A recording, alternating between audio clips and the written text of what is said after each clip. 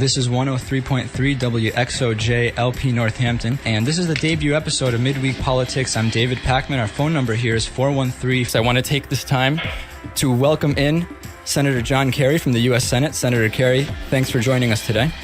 I'm delighted to be with you. Thank you. It's the week of November 5th, 2008, and we have a new president-elect, Barack Obama, winning in what some are calling a landslide victory yesterday. Well, we have some cameras in the studio. We did a trial run of this, and now we've actually got what I guess is our debut episode of the TV version. And we're glad to be on, not only locally on Northampton Cable Access TV, and of course on YouTube. And you can actually see these videos, or you might even be seeing them right now. The healthcare bill has, as most of our audience I'm sure has heard, passed. It's an okay bill. You're listening to The David Pachman Show. Hey, welcome to the show. I'm David Pachman, and that's right. It's no longer Midweek Politics. It's now the David Pachman Show. So hold on. I am getting a thumbs up from my producer that there has been a message posted that appears to be from Anonymous on downloads.westborobaptistchurch.com.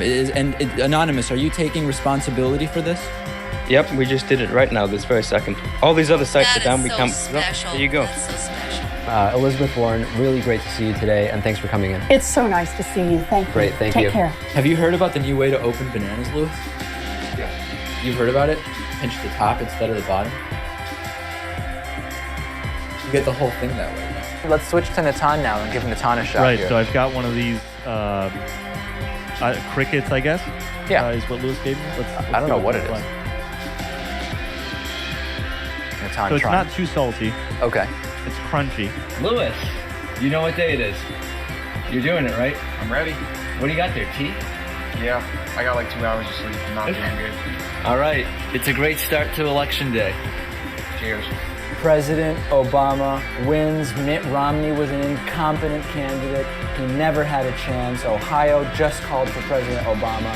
He won. I'm featured in the movie as a gay teen that the movie is dedicated to who committed suicide. I'm obviously not a teen, and the picture is from when I was 20-something.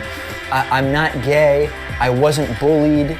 I'm alive. I mean, I just don't get what the hell's going on here. We've been speaking with Neil deGrasse Tyson. Congratulations on the great book. Really enjoyed reading it.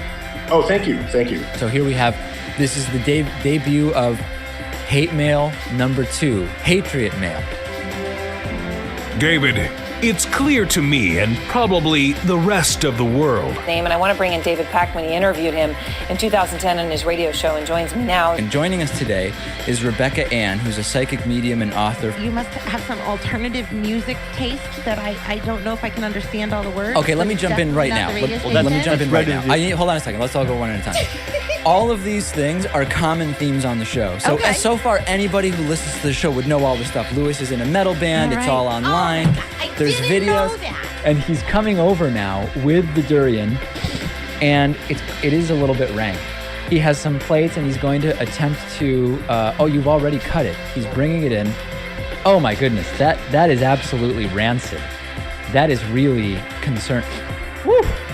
Do you smell that? The big news is that Donald Trump has won the presidential campaign and is now the president-elect of the United States. I went to the mirror that was closest to where I was at the time and realized that I had a big red dot on my chin.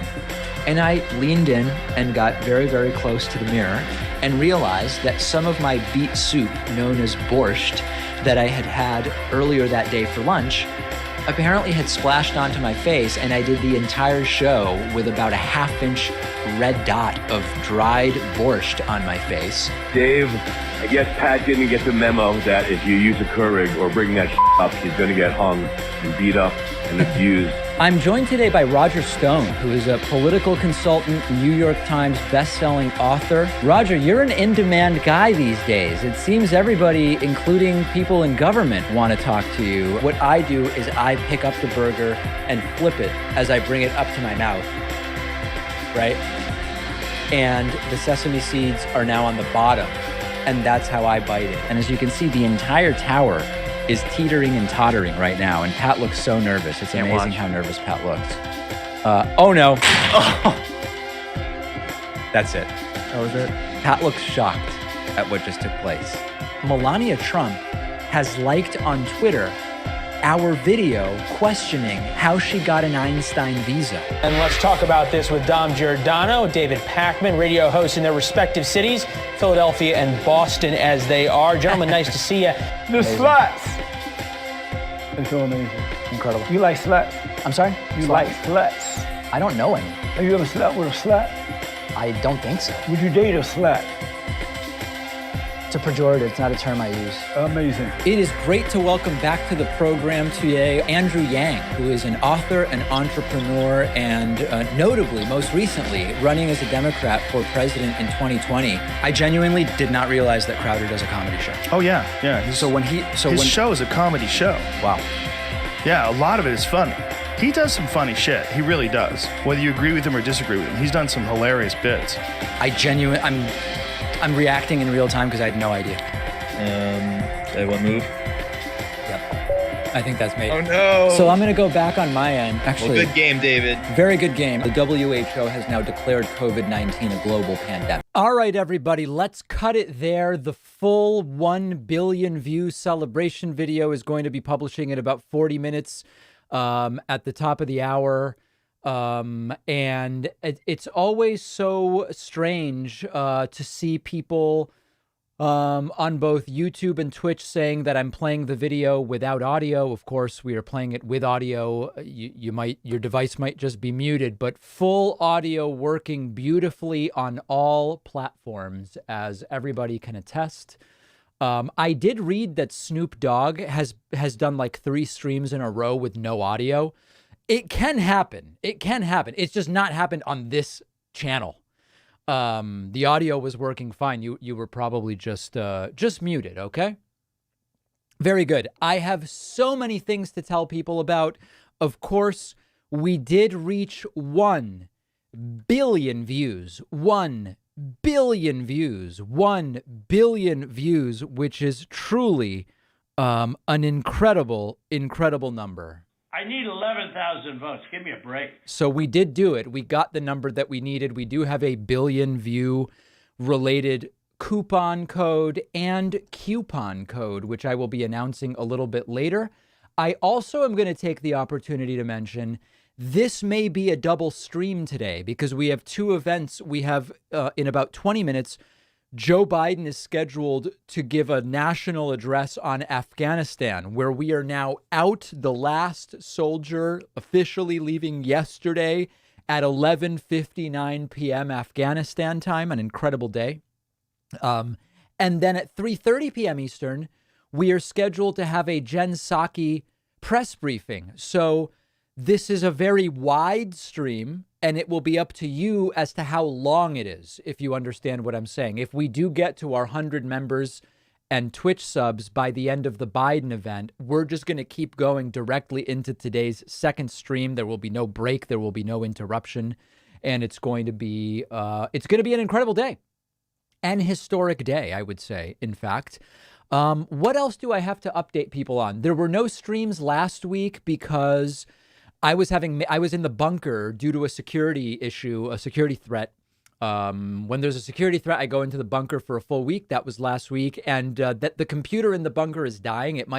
It's so deep down in the ground that something about the air pressure may be affecting the computer. We couldn't keep the audio and video synced. So I just wasn't able to do any live streams. It would have been a technical disaster from the standpoint of tech. It would have been a disaster. And of course, I was only down there inspecting the bunker. I want to make sure people know there wasn't really a threat. Every once in a while, I go down and I spend a week in the bunker just to inspect it, to make sure that everything looks right. So that's why there were no streams, but I am glad to be back today. What's been going on in the garden? In the garden, things have been going really well. I had so many lemon cucumbers. Actually, let me see if I can pull this up. Hold on. Instagram. Here it is. I have these on one click. Yeah, here it is. Look at this. These are all cucumbers. A lot of people don't realize cucumbers don't have to be green and they don't have to be phallic. They can be bulbous instead. And these are lemon cucumbers. It smells just like a cucumber. It tastes just like a cucumber, but it's round and yellow. And I have dumped all of them into a pickling solution, okay? And in 3 more days, I'm going to have pickled lemon cucumbers. So maybe we'll do a taste test on an upcoming stream. That would be great. As you can see, the peppers are really strong. These are 3 different plants. I've got the jalapeno. That's the dark green. Then there's this kind of in between. It's like it's between a cubanelle and a jalapeno. It's less spicy and it's less green.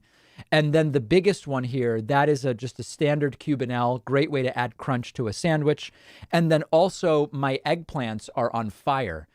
These 2 eggplants have already been duly roasted, and I have another eggplant ready to go. I'll probably clip it tomorrow.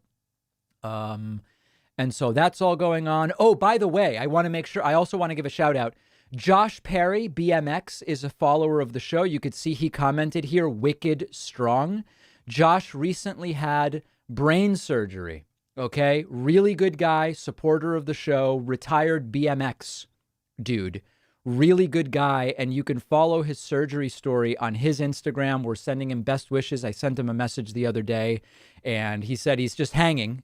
He's just hanging, and so maybe he's even watching right now, but shout out to Josh Perry, wishing him absolutely the best. But really, really strong things happening in the garden, and as far as fall crops, I checked in with Kevin from Epic Gardening, and he okayed the planting of cabbage, carrots, and beets. They've all sprouted. I got 100%, what's it called when you get 100% sprouting on every seed? Is it like penetration, or is it like, it's the equivalent of click-through rate, but on seeds? I have 2 types of beets, a golden beet, and then your standard purple beet. It's like an heirloom beet. Yield, we call it yield, 100% germination. Yeah. And so I'm expecting in about 55 days, maybe I will do a live stream where I pop out the beets and the carrots, and it's going to be really, it's amazing, actually. I've never grown anything from seeds, so we're starting that. Okay? So good. We're caught up as far as that goes. We are waiting for Joe Biden to address the nation on Afghanistan. That is stream number 1. That's this stream. And if we get to 100 website members and Twitch subscribers, oh man, we're at 666 on Twitch. That's ominous. That doesn't bode well. Oh, if we get to 100, I will just continue into stream number 2, which will be a Jen Psaki press briefing in about an hour. Okay, so that's where we are today. Let me get caught up on thank yous and see where we are. On Twitch, I want to say thank you to Wone Proppen, as well as Huargio, Kelly Voice X, Ryan83, Junk Saint, Polo Dal, as well as Cosmos, Milo Wild, GeoVenture, Brett Feinbaum as well. That kicks us off very strongly at 8. And then over on the website, I want to say thank you to Justin King, who just signed up at joinpacman.com. I am going to make an announcement right now because this is actually so important. We hit 1 billion I'm sorry, not a billion subscribers. Excuse me. We hit 1 billion views on YouTube yesterday.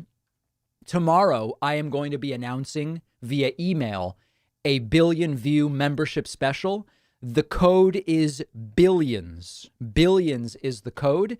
I'm telling you right now because the code is active and you can use it. I'll show you how some people might not know how to spell billions. You just type it. Whoa, I didn't spell it right. You type in billions and your $6 membership goes to $1.80. Okay? Take advantage of this now. It even works on yearly, as you can see here. If I switch to yearly and type in billions, $60 a year becomes just $18. Everybody will get a thank you, and it might get us into stream number 2 today, which will just be basically a double length stream, which is just amazing. All right, so we've got that going on. Let me do super chats. I have so much to catch up on, though, so I'm going to run through these. Congrats on 1 billion. Don't spend this all in one place. David, it's so cool you had a show at WXOJ. I also had a show in the creepy, dusty, old basement of the old Board of Ed building. Yes. Daniel says, if the stream is wide and long enough, it may have to be redesignated a river. Nicely done, Daniel. Phil says, how is Spain, David? I happen to be in A Coruña at the same time. Did you get a chance to listen to RM Baba Brown yesterday? No, I don't know what RM Baba Brown is, but Spain was tremendous. Really great. Tyler says, here supporting the show. Love you, David. Thanks, Tyler. I really appreciate that. David, sir, my wife and I are getting weird yellow cucumbers as well. They're great. Lemon cucumbers. Pedro says, I'm having jaw surgery Thursday. Send thoughts. Yes, Pedro has been around for a while. Best of luck. Best of luck and wishes for the best possible recovery, Pedro. Appreciate your support over the years. Brett says, sir, thoughts on recent sanctions involving Russian ammo ban? Is it an appropriate response to the Navalny poisoning? I don't know enough about it yet to take a position. Friendly reminder that your most popular YouTube video has recently surpassed 10 million views. Yeah, not only did we hit 1 billion views overall, as you can see here, we also had our first single video surpass 10 million views, which is incredible. Incredible accomplishment. What of vaccine-resistant COVID variants? Yeah, over time, as what's out there drifts from the alpha variant, we would expect the vaccines to become less effective. That's why eventually the vaccine will be tailored to the variants. Do you think the U.S. is technically at civil war already? I do not. I do not. I want to say a big thank you to Seamus McGinnis, who is the first person in the history of the show to get a membership on my website with the coupon code BILLIONS. Also, welcome to Cade Smith. Cade just signed up with the code BILLIONS, putting us at 11. Also, big thank you to Benjamin Jabe Tubbs, Infectious 101. Thanks for the Twitch subs, putting us at 13. If you're just joining us, we have reached an incredible accomplishment. 1 billion YouTube views. 1 billion. That's 9 zeros. And to celebrate, we are using the code BILLIONS at joinpacman.com for an incredible discount. Kyoko, who has called in from Japan before. Hey, Kyoko. Kyoko says, hi, David. I'm up at 3:30 a.m. to congratulate you for 1 billion views. Congratulations. Love your show. Thank you, Kyoko. I appreciate that. Very much appreciate that. All right. Let me get into a few different things here. Here is a video that was made by one of our regular viewers. Did Small Fuzzy Moss do this one? I don't remember, but this is a nice one. Check it out. Supposing we hit the body with a tremendous, whether it's ultraviolet or just very powerful light, and I think you said that hasn't been checked, but you're going to test it. Right. And then I said, supposing you brought the light inside the body, which you can do either through the skin or in some other way. And I think you said you're going to test that too. Sounds interesting. Right. And then I see the disinfectant, where it knocks it out in a minute, 1 minute. And is there a way we can do something like that? Oh, yeah. Injection inside or almost a cooling, you say get so that's Trump with a laugh track, which is pretty clever. Here is a great interview. These are interviews of Trump supporters talking about how much they care about the people in Afghanistan. And then they're asked, so we should take them in as refugees, right? And they say, well, no, that'd be crazy. So Afghanistan, total mess. Yeah. Biden pulls out of there and really, screws up and, leaves high and dry the citizens of Afghanistan. Yeah, it's atrocious. The women and children, they lose. Yeah. Not to mention, a lot of people don't talk about what they do to boys in those countries. It's absolutely atrocious. Yeah. And so do you think we should take them in as refugees? No. No. Simply put, no. The kids, the women, children, these people. All not good. That's why it's terrible. Open right now. It's terrible for them. So you don't think we should take in any refugees from Afghanistan? No. That there's people that helped us there. But bad. Well, right. They're bad people. They helped us, but they're bad, so we shouldn't take them in. Down for COVID. And no, our country should not be open to anybody right now. No, they shouldn't take in any refugees right now. They should just have the same policy that they got on the Canadian border that stretches from Seattle all the way to Newfoundland. No one gets across that border right now at all.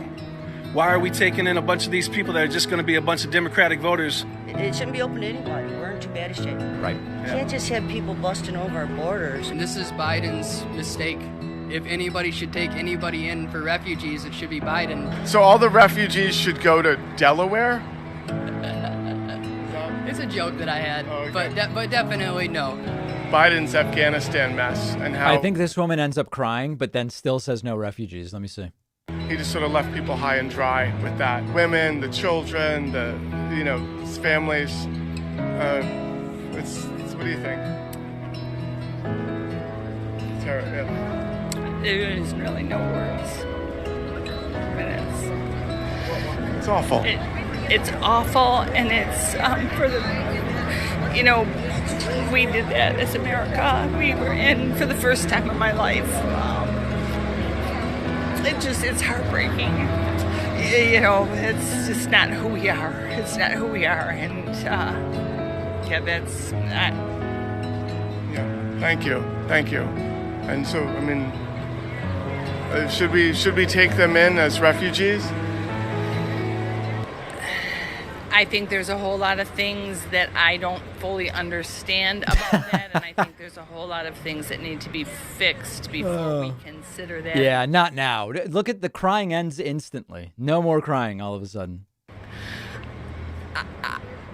I would need to be educated, but probably, as heartbreaking as that is to say we shouldn't, I think we need to be cautious. Right. She was just crying about the people that she now doesn't want to help. So let's hold off on that for now. Let's hold off on that for now. Yeah.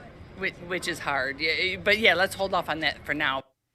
These people have no idea what's going on. You guys all know that, obviously. But that is, it's like someone turned off the switch on crying. They just said, boop, off, no more crying. That's it. All right, let's do a few more super chats here.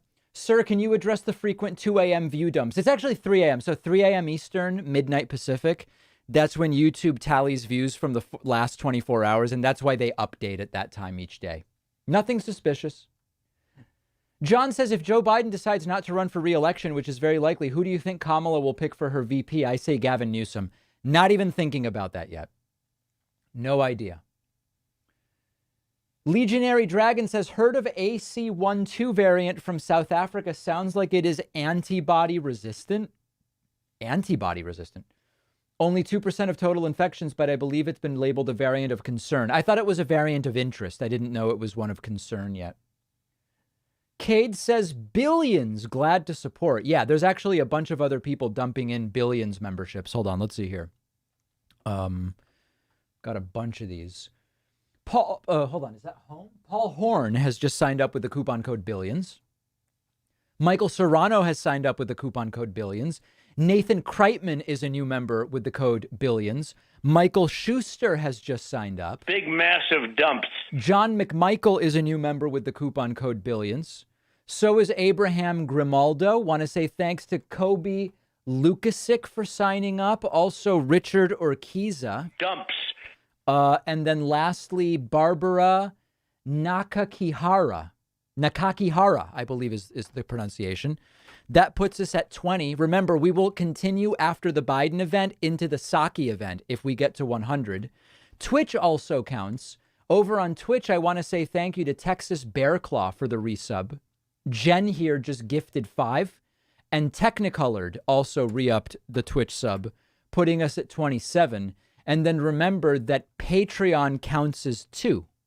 If you go to patreon.com/David Pakman Show and make a pledge, that'll actually bump us by 2, which is great, which is really great.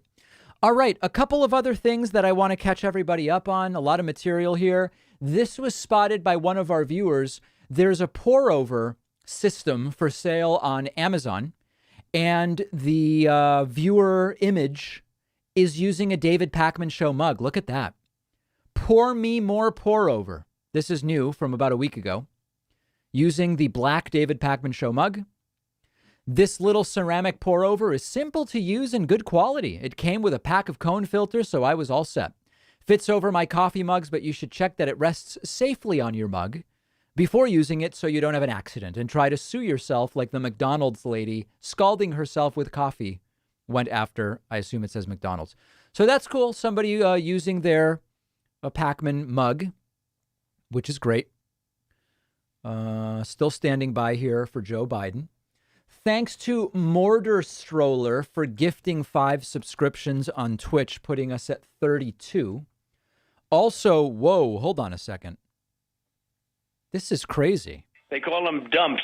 Memberships are flying in. Samantha Gao just signed up with the code Billions. Sue Sinclair is a new member. Nathan Quimby is a new member. It wasn't Nathan Quimby the name of the mayor in The Simpsons? Anybody remember? I know it's Mayor Quimby, but was it Nathan Quimby?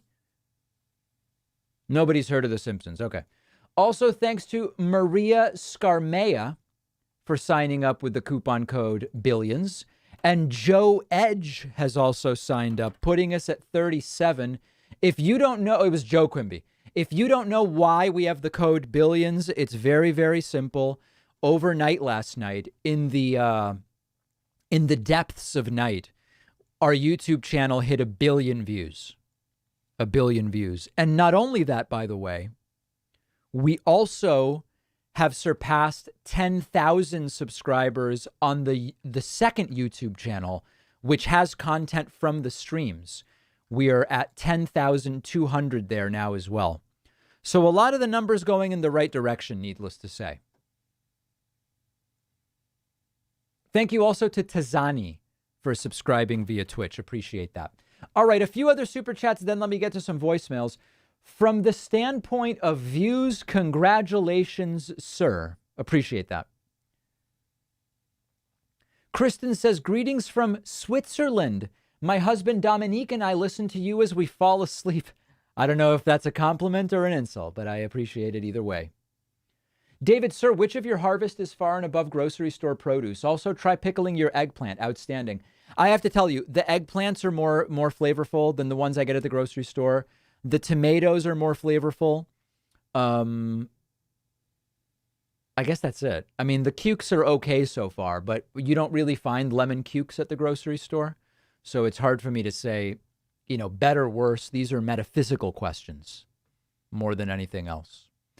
Do people want to take a look at a new Trump interview with Stuart Warney, or do you want to listen to a few voicemails? We haven't done voicemails for a while, and I've got hundreds and hundreds of voicemails. What do people prefer? People prefer more discussion of my vegetables. Okay, well, I can do that. I mean, I'm never run out of things to say. That's a good idea. Let's do voicemails. We're going to have a gap between if we're lucky enough or unlucky enough to get to the second stream today, we're going to have a gap between Biden and Psaki. So let's maybe do some voicemails and leave the interview for the gap. Let's take a look here. Let's see what we've got as far as interviews, as far as voicemails go. 366 of them. Wow. That's a lot. Let's just jump right in here. Sorry, just pulling everything up. Well, where are my voicemails? I can't even find them now. Here we go. Okay, here we go. Hey, David. B-Dog here. My question today is this. If Donald Trump runs for president in 2024, do you think he will become the third presidential candidate to lose the popular vote 3 times? I'll take my answer off the air, Pack Dog. I do not know the answer to that. That's a really interesting question. It's one we're going to have to wait on as far as an answer is concerned. So I'm kind of getting a little bit more curious about this Afghan war and exactly what the motives and stuff. We're going to skip over that woman's voicemails for the most part because they are insufferable. So I don't mean to say this to sound threatening, but I do think that there's a really good outlook on, like, how do we put this correctly? Like with the Jewish people? Yeah, the outlook for the Jewish people is very good. Hey, Mr. Packman. I just saw the August 30th show where you were talking about counter arguments to religious excuses for not getting vaccinated, and this whole thing about an afterlife and about religious consistency. Here's another way to point out the self-contradiction that these so-called religious people who believe in an afterlife and heaven. Here's another one to throw at them. Okay, if committing suicide by Russian roulette, which means that the first trigger. All right, we're going to move on from that.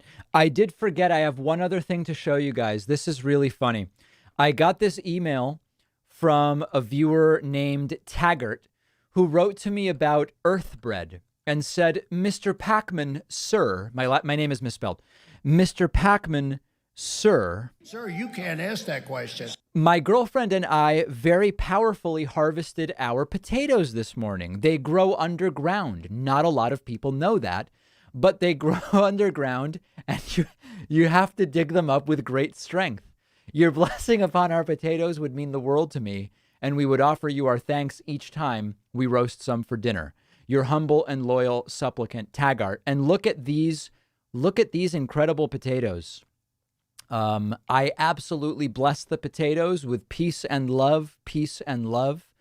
I commend you for great strength and massive dumps of produce, Taggart. Thank you very, very much.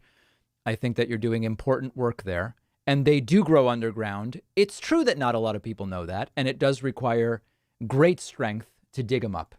Very true. I want to say thank you to Gordon Z. Hall for re-upping their Twitch Prime subscription. I actually don't even know if I should be streaming because of the dearth of, that's DEARTH, because of the dearth of streams, we've dropped down to what is an embarrassingly low 687 Twitch subs. I probably should be dumping bots in to raise that up before even streaming, because I think it could definitely damage brand reputation right now to even be streaming at 687. But alas, we are here. And I want to say thanks to Chief Boris as well for re-upping. You are new member number 40. We have one stream coming up, which is this one. And then if we get to 100, I'm just going to keep streaming into the Jen Psaki press briefing. It could be a record-setting stream. On that note, Guitar Goddess has just re-upped her sub, putting us at 41. And Jen here just gifted 2 more, putting us at 43. Also, over on the website, people are taking advantage of the coupon code billions, because we hit 1 billion YouTube views yesterday. And I want to make sure I thank everybody who signs up there. Pam Fong just signed up with the coupon code billions. Thanks, Pam. Tyler Geddes just signed up with the code billions. Daniel Gamino is using the code. Cecilia Destino, which means destiny, has just signed up on the website. And Ross Garcia is the newest member with the, there's a few more here. Saxon Hampton is a new member with the code billions. So is Robin Grawal. And lastly, Anthony Webb. Thanks to all of you, putting us at 51 already. Lastly, welcome to Pink and Blonde, who has re-upped their Twitch sub. 23 months subscribed on Twitch. That is incredible. That is absolutely incredible. What a day. What a day. And if people would prefer to use an earlier coupon code like MyHIPAA, it's still valid. You can still sign up with the code MyHIPAA. You've just got to know how to spell it. Oh, wait, it's right up there.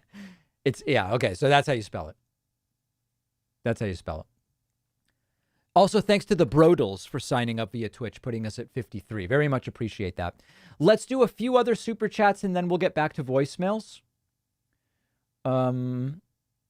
Sir, I see your reflection in the screen behind you. I apologize for that. Mayor Joseph Fitzgerald O'Malley Fitzpatrick O'Donnell, the Edge Quimby, nicknamed Diamond Joe, is the mayor from The Simpsons. Okay, I didn't know that. Jimmy from Philly says Trump won. Hey, guys, we are going to have a very special stream tomorrow. Okay?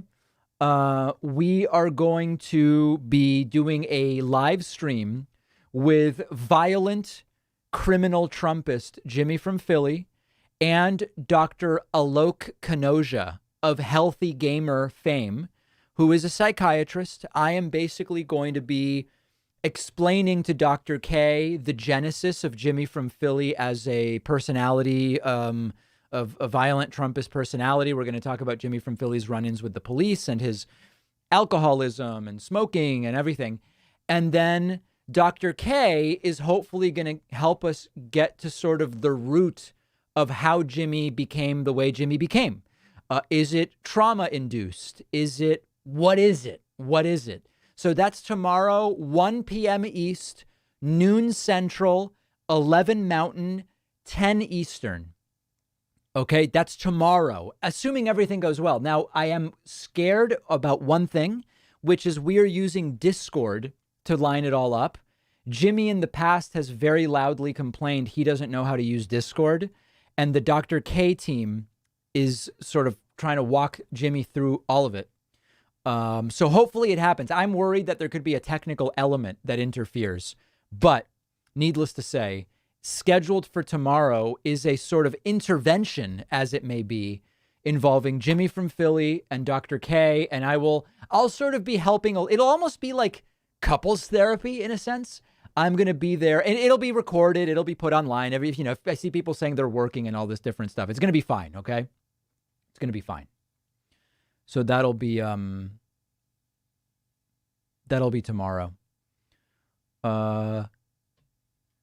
Someone saying Mike from PA says you're a Mossad plant. That's very anti-Semitic. If that's true, that's extremely anti-Semitic. I thought it was Mike from Jersey. Wait, Jimmy. Now I'm confused. Jimmy from Philly. No, it's Jimmy from Philly. I thought it was Mike from Jersey.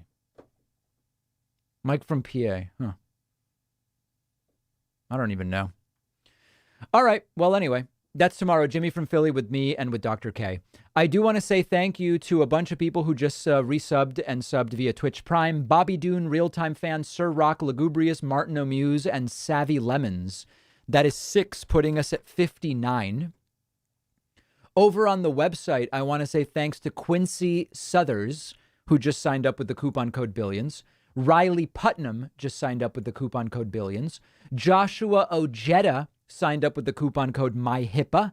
Charles Musticlim just signed up with the code Billions. And Noah Camacho is our newest member, putting us at 64.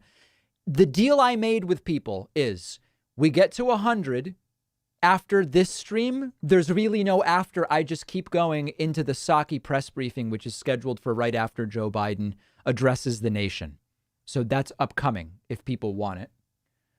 David, sir, next time you're in Europe, please come to Amsterdam. Then I'll take you to our Ajax football club. Love your show. I would love to get back to Amsterdam. Amsterdam's great. Stephen Lopez says, David, do you know what's happening in Puerto Rico? Today, 28 people died of COVID. 6 were vaccinated. I admit I have not been following what's going on in Puerto Rico, but I will, I intend to. And our friend Jamal Swift is back saying, hey, homie, this is the top super chat today. Hey, homie, it's been a while. Hope you're good. Where can I view that funny video of the guy interviewing Trumpies about Afghanistan refugees? I believe Adam Parkamenko tweeted it out. Adam Parkamenko. So check that out. Let's do a few more voicemails. So I have like an interesting story. All right. We're basically going to skip those. So what I think would be like suitable as far as like a mother goes. All right. We're mostly skipping those. So I was just doing some research. Oh, at least she's calling me sir. That's polite. I'm really curious as far as intelligence of women, like how. Me too. Me too. But as far as like when you're getting older. All right, and continuing. But I feel as far as like kind of like going above and beyond the call of duty when it comes to politeness, like. All right, so it just keeps going and going. We'll go to someone else now. Oh my God, that first question. That Kevin guy. Is this a ASMR Bernie guy? He's one of those young viewers, callers, who I think really need to find themselves before they go interacting with others in the media. He sounds too tentative. He doesn't sound clear on what his question or his comments are. And looking at the way you were staring straight into the camera, I found that equally scary. Yeah, there was a call last week where I was sort of trying to figure out what was going on, and I was just staring right into the camera. That's true. Third call in one night. Anyway, the reason I'm calling for the third one is I think we've got something like 7 billion or 9 billion people on planet Earth. And at the 7 billion rate, if you... All right, okay, we can't deal with that right now. I was just looking through my reading list, and it was like recommendations for you. And it's like, why are all the black girls sitting in the cafeteria? And I'm out on that note. Going to get away from that. Let's listen to some others. Hi, David. Lately in the news, we've been seeing, an immense amount of coverage over Afghanistan, which I understand because it is obviously a major story. But I am wondering if one of the things that maybe people aren't taking into account in regards to Biden's motives is the fact that if you look at his age, I wonder if the Vietnam War kind of weighs on him. Okay, all right. Very speculative. I can definitely look into that. Hey, I'm just realizing I thought of this because of these Europe-related super chats. Like Sean said, David, if you go to Amsterdam, don't accidentally do meth. I don't think I told the story on the bonus show, but because the bonus show is so under the radar, because it's restricted to our members. I was recognized in Frankfurt. I was in Frankfurt for like 20 hours. I went out to eat twice. And once I was recognized by a viewer who maybe is watching right now. I'll tell you guys the story. I was in Frankfurt and I just had a layover there. I went to this place for dinner called Naive. Great place. Nice beer garden. I sat outside. I was told, sir, if you're going to sit inside, you've got to show proof of vaccination and all this different stuff, which I was glad to do. But it was such a nice day. I sat outside. They had these big beer garden tables, which could probably accommodate 10 people. But because of the pandemic, the way they had it set up was one couple sits on one side and one couple sits all the way on the other side. So my girlfriend and I are sitting there. Two people come in and a guy says to me in German, even though I don't speak German, because of how he was gesturing towards the table, he was clearly asking me, are these seats taken? And I said, I don't speak German, but the seats are not taken. It was a beautiful cross-cultural moment of peace and love. And then they sat down and they were there. And then I was there with my girlfriend. And then it starts to rain because the weather changed meteorologically. Hold on. I have a drop for that, actually. One of the wettest we've ever seen from the standpoint of water. Yeah, it started raining. So the people on the end get up and the guy comes over to me and he says, excuse me, are you David Pakman? And I said, yes, I am. And he said, when I sat down, when you said you didn't speak German, I started thinking this could be David Pakman. I watch the streams. His name was Thomas. And so if Thomas is watching, it was great to meet you in Frankfurt. It was an incredible coincidence, I guess we would call it. I don't know. So that was very cool. Very, very cool. And this isn't an advertiser. This place is very cool. Naive in Frankfurt. Monday is pizza night. I was there on a Monday, a couple Mondays ago. And I can highly recommend different elements of pizza. So that was cool. All right, let me say a few other thank yous. We are working towards a second stream today. I want to say thank you to Shaktipada, Person, The Weebs, and Cactus Mat for the Twitch Prime subs, putting us at 68. The next person would be number 69. So that's all happening. If we get to 100, we'll do a second stream. Other super chats coming in. 420 Dragon says, I have a mental illness. Without you over the past 2 years, I wouldn't have made it. Thank you so much. I'm so glad I was able to help. Not medical advice. Make sure you are receiving proper care, talk to a medical professional in the case of any kind of emergency. Unknown Geek says, free Jimmy from Philly interview title idea. What's the dealie with Jimmy from Philly? I don't know about that. Web Surfer says, David, sir, it's pronounced Ajax, not Ajax. Okay. And Very Stable Genius says, USA is not a democracy. Stop expecting normality. It's a land of sheep and dogs. Stop trying to be fair. Peace, says Very Stable Genius. Thank you. Thank you. I appreciate that. Let's listen to a few more voicemails. Hey, David, big fan of the show. Just wanted to call in and let you know that I don't believe you're gay. I believe you're a straight man. And I just want to thank you for coming out as straight. It takes a lot of personal hardship. I know a lot of people go through a lot coming out as straight, but you didn't seem to have gone through a whole lot coming out as straight. Yeah, it was surprisingly easy for me to come out as straight. The caller is right. So I just want to thank you from the straight white community. Yeah, I'm not white, though. That's the only thing. Hey, David, I'm a big Twitter user, and I noticed you haven't been that active on Twitter. Yeah, I was on vacation. Okay, very good. So, like one thing I noticed here in America is that some of the Jewish people are kind of like losing their faith, and it's just... Yeah, Jews are very non-religious. That's actually an accurate observation. Let's listen to a couple other things. Hey, Dave, I don't appreciate how you keep...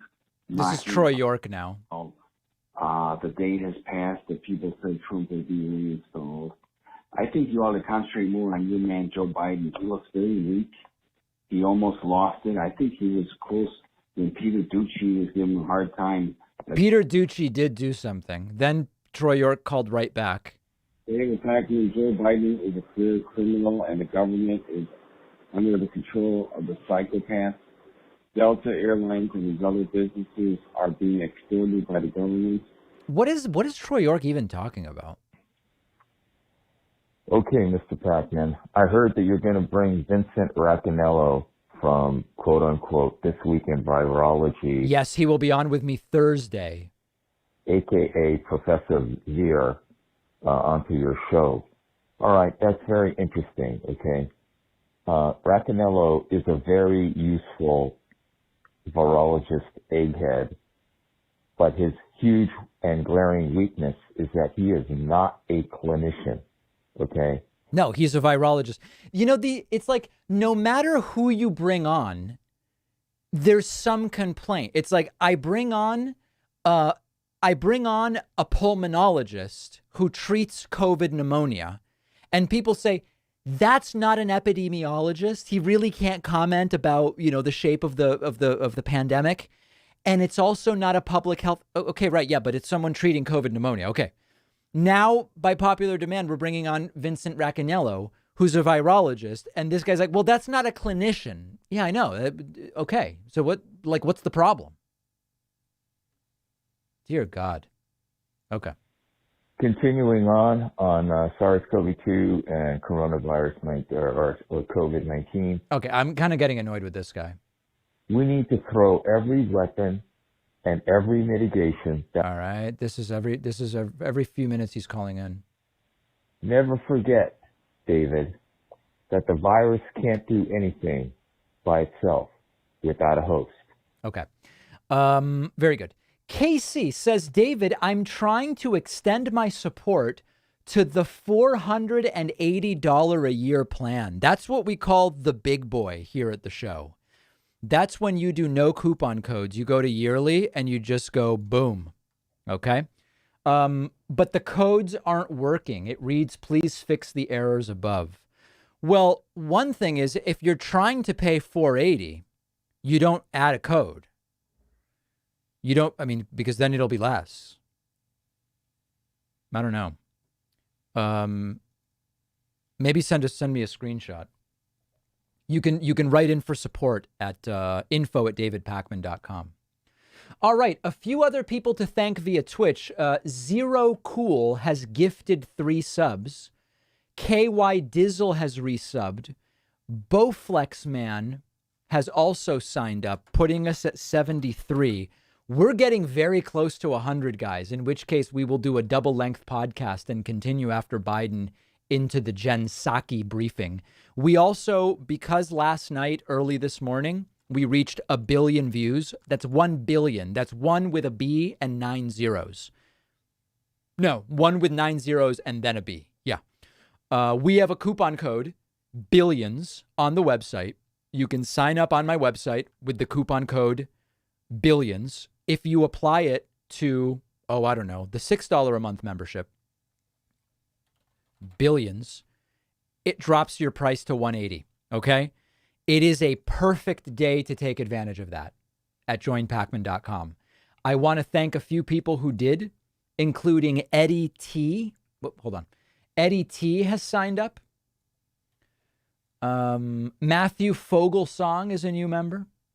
John Anderson is a new member. Carlos Bretzini has signed up, as well as J. Allen Pooley, putting us at 78. We're getting there. It's illegal. It's legal. Yeah. It's legal. It's legal.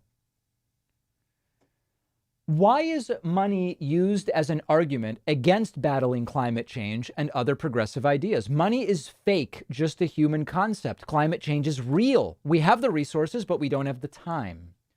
Very well said, Maddie. What good is money if there's no planet? Oh, people are asking for unban requests. I don't think I have any. Let me see here. Oh, I do. Hold on a second. Hold on. Let me grab my mallet. I didn't think I had any unban requests, but let's see. If you get banned on Twitch, you can request being unbanned. We will start with a user named Bald Tacos, who says, "What's up, you commies? Can't even get 1,000 liberals on stream. There's hope for the world. They were banned. Their unban request is every single one of you libtards will rot in hell. Glad to see your channel is dead." Our channel's actually having the best year we've ever had. That is a denial and perma. Very, very easy. Here is another user who was previously banned. Their username is Cybot Lele. They came in and said, Obama throws race cards because blacks has higher death rate. Pathetic. They then came in and said, Trump 2020, Trump 2020, Trump 2020, Trump 2020, Trump 2020, on and on and on, in all caps. They were banned. They came back and said, hey, I'm sorry for spamming. I just wanted to chat, rolling with some debates, not going to do it again. Ooh, I don't know. I mean, they're apologizing, but it's so stupid. Yeah, I think that's a permaban. This court has made that permanent. Sorry, it's a little too stupid. Not going to be able to bring you back here, okay? Thank you very much. Palm Beach County enacted mask mandates for schools. Cases here up to 164,000. All hospitals maxed out. Yes, it's crazy what's going on in Florida. Congrats. Now you're the David Pakman show with 9 zeros. Exactly. Skeptic says, what are your thoughts on deficit hawks? I think they're mostly hypocrites. That's basically it. Let's keep going with voicemails and see what else we've got. Finally, sorry, just thought of this, David. I'm going to invoke the whole Nazi thing, too. Okay? Show me a Nazi collaborator during World War II who wasn't proud of being a Nazi collaborator. I'm bored by it. I just don't like it. Very, very bored by this person. Let's see what else we've got. Uh-oh. I think I may have just lost my connection to the voicemail. Let's see if I can refresh here. Okay, here we go. Congratulations, sir. You just won 1 billion views. Also, David, sir, I used the coupon code BETTER21 to sign up for your show. When it renews next year, will it still cost me $21? Yes, that's a really important question. This is not, you know, all those scams where you've got the low introductory rate of $2 renewing at full price. You know, everybody does this. Comcast, Verizon, Sirius Satellite Radio, everybody does it. Membership discounts on my website are permanent. The price never goes up. It's a permanent discount. It will always renew at the discounted rate. All right. Let's listen to a few other voicemails here. Got to get back down to where we were. Where was I? Oh, here we go. All right. Hi, David. This is Francina from Michigan again, cancer survivor. I was watching about the developments. I was wondering if you and Theron could discuss the legal aspect of the lawsuits against Trump about. That'd be for a lawyer. That would be a lawyer would have to address that. Let's see what else we've got here. Couple others. Hello, David. This is Jim from California. Just want to say, love your show. Been watching you for some time. I enjoy everything you do. Thank you. I noticed you've covered the California governor recall a few times. Yeah. Something I've been trying to figure out. I'm from California, and I have not been able to give an answer to this question. Maybe you can, and let the rest of us know. Is it possible for those of us who want to vote against the recall to answer on the second question? Is it possible to write in Gavin Newsom? I don't know the answer to that. I know that. So the recall is basically two parts. It's, do you want to recall Newsom? If no wins, that's it. They don't even count the votes on who do you want. If yes wins, then the second part is who do you want to win? I don't know if you can say no, but still vote on the second part as if you wanted a recall. Does anybody in the chat know the answer to that? That's a very good question. Very, very good question. No. So you're not eligible to vote on the second question. Is that the way it works? And I guess specifically, can you write in Newsom? They wouldn't even count Newsom. Oh, that's interesting. Oh, I see. So it seems like people are saying either way, you can vote on who you would want, but you can't write in Newsom, I guess is what people are saying. You can say no and vote for a candidate. It just can't be Newsom. Okay, that's important. That's important.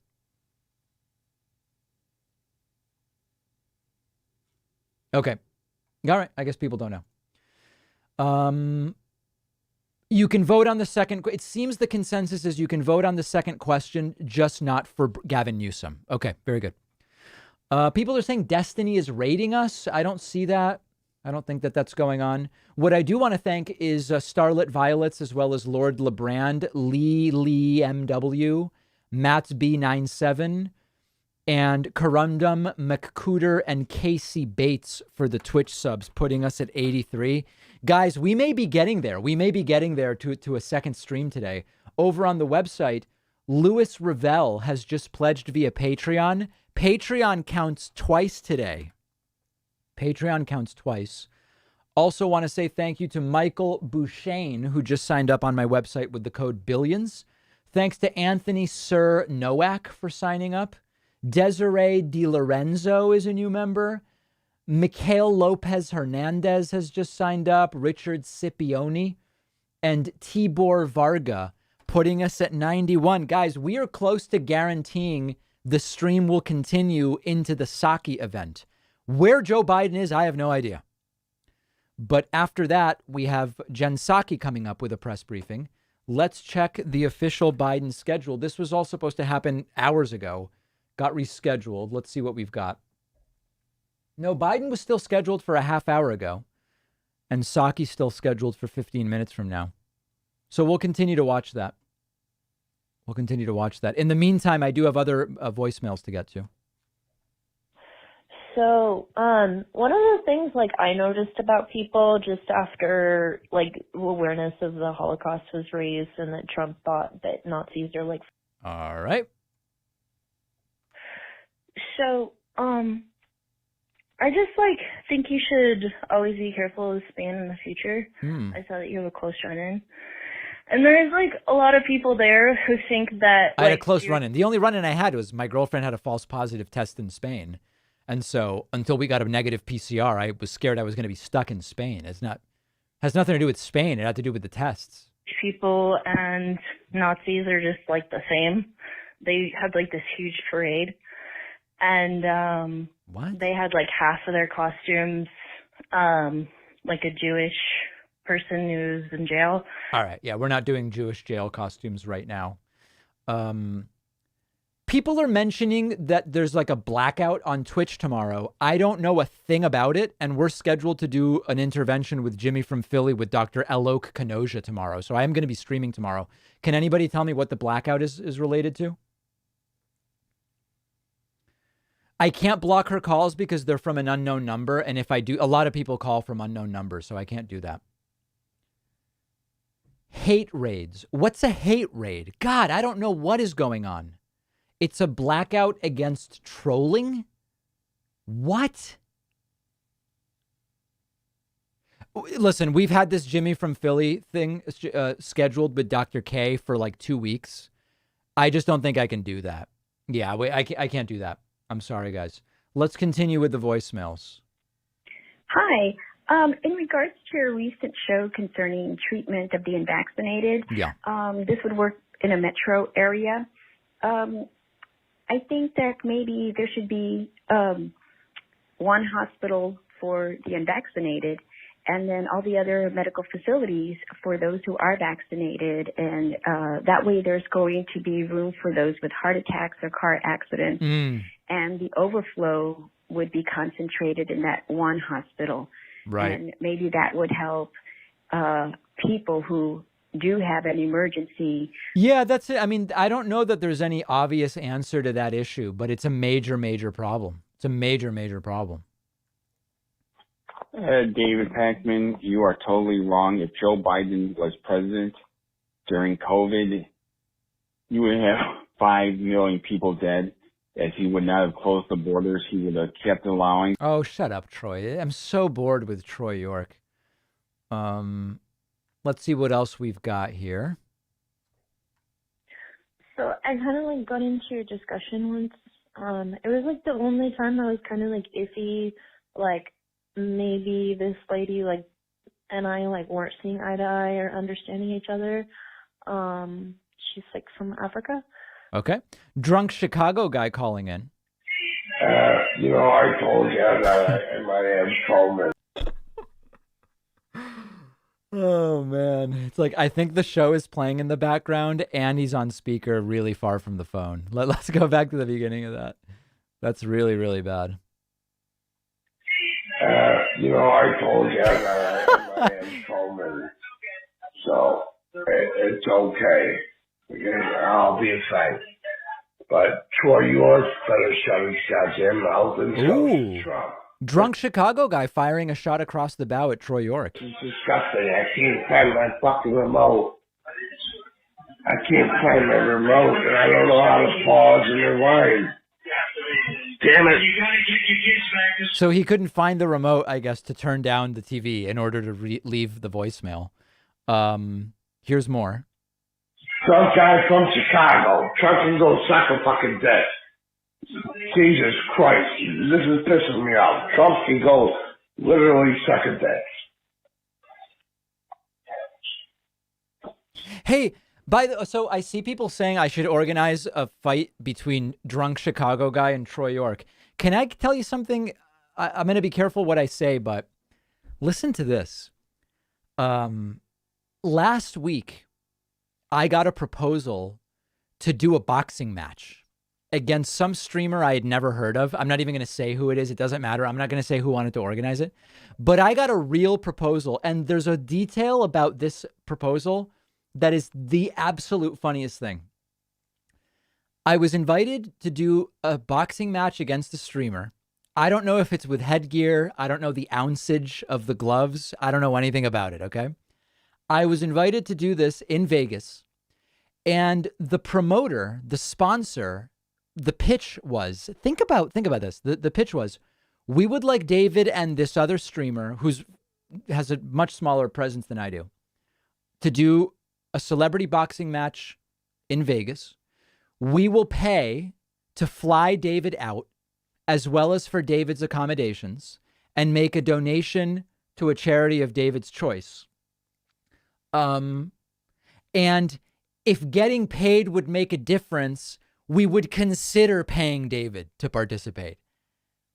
What on earth? Like, aside from the idea that I would do a boxing match, why on earth would I do it for no money?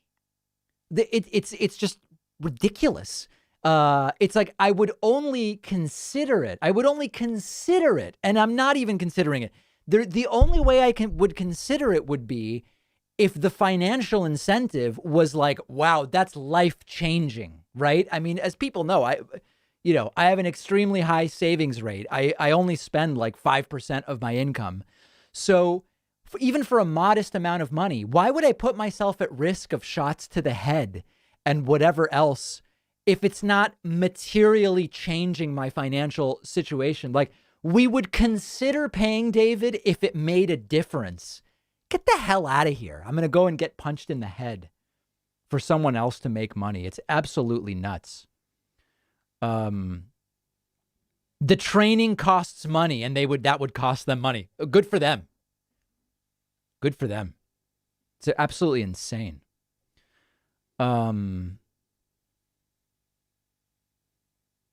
They would get me a ticket to Vegas. Yeah, I know. It's completely nuts.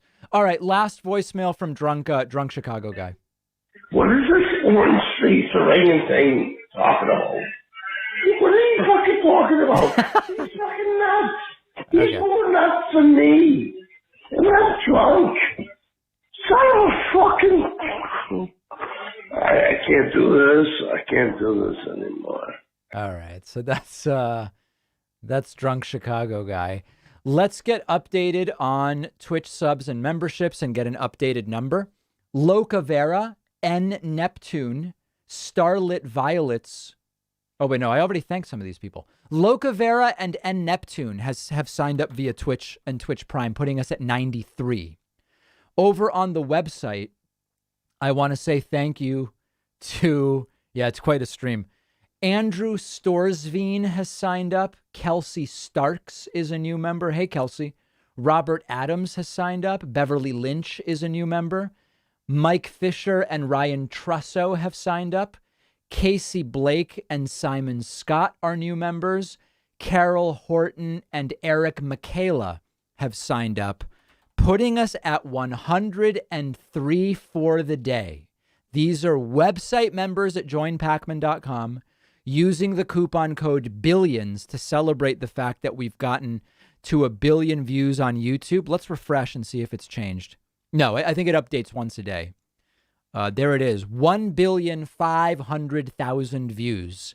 Coupon code is BILLIONS. We are standing by for Joe Biden. And then after that, it will be Jen Psaki scheduled to do a press briefing. So it's a big day. Really, really big day. And Joe Biden is already running really late. Okay. Few other super chats coming in. Let's see where we are. Thanks for being a voice of reason. Great channel. Thank you. Biden and Congress need to extend pandemic unemployment yesterday. It's set to expire after this weekend. I don't think it's going to happen. Where do you want to see the USA in 10 years on? Big fan from Norway. Keep up the good work. Sorry for you all. I would like to see us closer to carbon neutral and with reduced inequality and a higher standard of living. I mean, all the basic socially democratic things. Jan, or Jan, says, thank you for all you do. David, do a compilation video of all the funny calls. These are rich. That would be tough to do. Michael Hansen from Sweden says, seems like history is repeating itself. In the 90s, the Taliban cleaned up Afghanistan, started schools. The world cheered on. Then they got radicalized. Not sure that I see it the exact same way. Important point for more powerful English. It's regarding or with regard to, not in regards to. Critical distinction from the standpoint of grammar. If that's true, I want to correct that. You know, the one I got recently was I was saying I hope people will avail themselves of this big membership discount. And a couple people wrote in and called and said, David, it's avail yourself of. No. It's avail yourself. No, I'm sorry. It's avail yourself to. It's avail yourself of is correct. That's correct from the standpoint of accuracy. Okay. Thank you. And we're moving on. People know what I mean. Sir, drunks love your voicemail. Nobody's seen such great drunk voicemails. I know. Sir, don't go boxing, but serious question. What will Biden say? Greetings from Amsterdam. My guess is Joe Biden is going to be decisive here. Very decisive. People are saying that it's starting. We're standing by. Is it starting? Let's make sure we're in HD here. I mean, we're already very late. Thanks to Endies for the Twitch sub, putting us at 104. NPR says any minute. Okay, good. Good. Parents in Florida letting their children go into grocery stores without a mask. Hey, David, here's a clip of a Trumper who still suggests taking ivermectin after going to the hospital. We'll look at that later. Let me audit that. I'm going to check it for bamboo fibers and everything. Okay, good. Sir, how sensible is it to criticize Biden for the smaller details of leaving Afghanistan? What exactly can Biden be held accountable or praised for just beyond giving the order to leave? Listen, Joe Biden is ending a 20-year war. That's great. That's the big picture. The big arc of history is Bush got us into a 20-year war. Biden got us out of it. There were details that were not handled correctly, and we can address that. We can deal with that. There's no doubt. But he got us out of a 20-year war. That's a good thing. Period. It's a good thing. Big thank you to Ryan Boyd for signing up on my website with the coupon code Billions. Also, thanks to Kyle Bowman for signing up on my website, putting us at 106 for the day. Sir, the grammar tip was regarding your caller. Oh, okay. Yeah, I didn't realize. I didn't think I had said that, but I didn't want to be defensive. Your command of the English language is reliably powerful. Thank you. All right, here we go. It's ended. Let's go over here. Last night in Kabul, the United States ended 20 years of war in Afghanistan. And that's good. The longest war in American history. We completed one of the biggest airlifts in history, with more than 120,000 people evacuated to safety. That number is more than double what most experts thought were possible. No nation has ever done anything like it in all of history. Only the United States had the capacity and the will and the ability to do it, and we did it today. The extraordinary success of this mission was due to the incredible skill, bravery, and selfless courage of the United States military and our diplomats and intelligence professionals. For weeks, they risked their lives to get American citizens, Afghans who helped us, citizens of our allies and partners and others on board planes and out of the country. And they did it facing a crush of enormous crowds seeking to leave the country.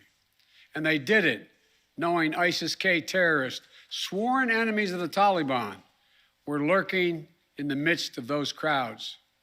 And still, the women and men of the United States military, our diplomatic corps, and intelligence professionals did their job and did it well, risking their lives, not for professional gains, but to serve others, not in a mission of war, but in a mission of mercy.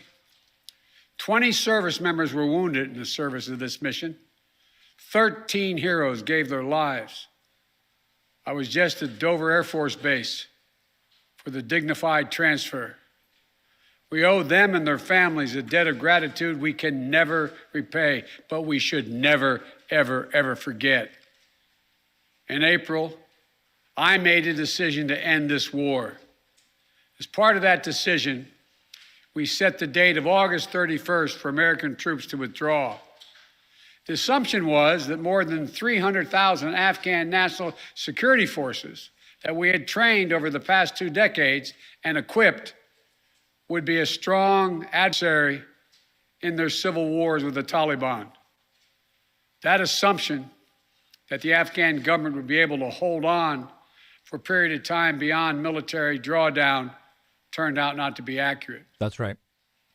But I still instructed our national security team to prepare for every eventuality, even that one. And that's what we did. So we were ready when the Afghan security forces, after 2 decades of fighting for their country and losing thousands of their own, did not hold on as long as anyone expected. We were ready when they and the people of Afghanistan watched their own government collapse and their president flee amid the corruption and malfeasance, handing over the country to their enemy, the Taliban, and significantly increasing the risk to U.S. personnel and our allies. As a result, to safely extract American citizens before August 31st, as well as embassy personnel, allies and partners, and those Afghans who had worked with us and fought alongside of us for 20 years, I had authorized 6,000 troops, American troops, to Kabul to help secure the airport. As General McKenzie said, this is the way the mission was designed. It was designed to operate under severe stress and attack, and that's what it did.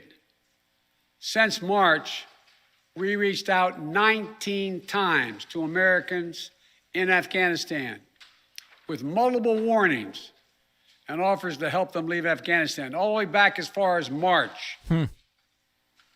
After we started the evacuation 17 days ago, we did initial outreach and analysis and identified around 5,000 Americans who had decided earlier to stay in Afghanistan, but now wanted to leave.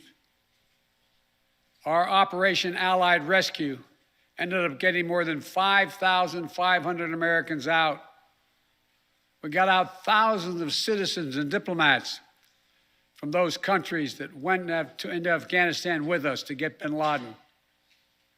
We got out locally employed staff of the United States Embassy and their families, totaling roughly 2,500 people.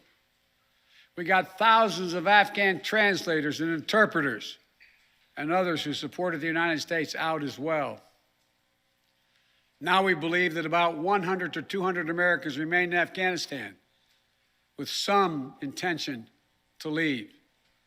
Most of those who remain are dual citizens, longtime residents who had earlier decided to stay because of their family roots in Afghanistan. The bottom line, 90% of Americans in Afghanistan who wanted to leave were able to leave. And for those remaining Americans, there is no deadline. We remain committed to get them out if they want to come out. Secretary of State Blinken is leading the continued diplomatic efforts to ensure safe passage for any American, Afghan partner, or foreign national who wants to leave Afghanistan. In fact, just yesterday, the United Nations Security Council passed a resolution that sent a clear message about what the international community expects the Taliban to deliver on moving forward, notably freedom of travel, freedom to leave. And together, we are joined by over 100 countries that are determined to make sure the Taliban upholds those commitments.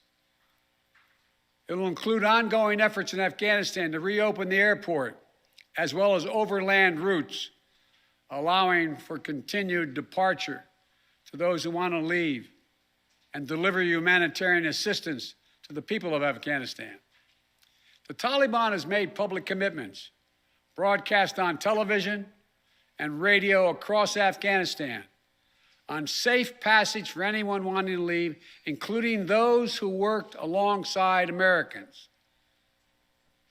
We don't take them by their word alone, but by their actions. And we have leverage to make sure those commitments are met. Let me be clear. Leaving August the 31st is not due to an arbitrary deadline. It was designed to save American lives. It's just time to go. My predecessor, the former president, signed an agreement with the Taliban to remove U.S. troops by May the 1st, just months after I was inaugurated. It included no requirement that Taliban work out a cooperative governing arrangement with the Afghan government, but it did authorize the release of 5,000 prisoners last year, including some of the Taliban's top war commanders, among those who just took control of Afghanistan. And by the time I came to office, the Taliban was in its strongest military position since 2001, controlling or contesting nearly half of the country. The previous administration's agreement said that if we stuck to the May 1st deadline that they had signed on to leave by, the Taliban wouldn't attack any American forces. But if we stayed, all bets were off. So we were left with a simple decision. Either follow through on the commitment made by the last administration and leave Afghanistan, or say we weren't leaving and commit another tens of thousands more troops going back to war. That was the choice, the real choice, between leaving or escalating. I was not going to extend this forever war, and I was not extending a forever exit. The decision to end the military airlift operations at Kabul airport was based on the unanimous recommendation of my civilian and military advisors, the Secretary of State, the Secretary of Defense, the Chairman of the Joint Chiefs of Staff, and all the service chiefs, and the commanders in the field. Their recommendation was that the safest way to secure the passage of the remaining Americans and others out of the country was not to continue with 6,000 troops on the ground in harm's way in Kabul, but rather to get them out through non-military means.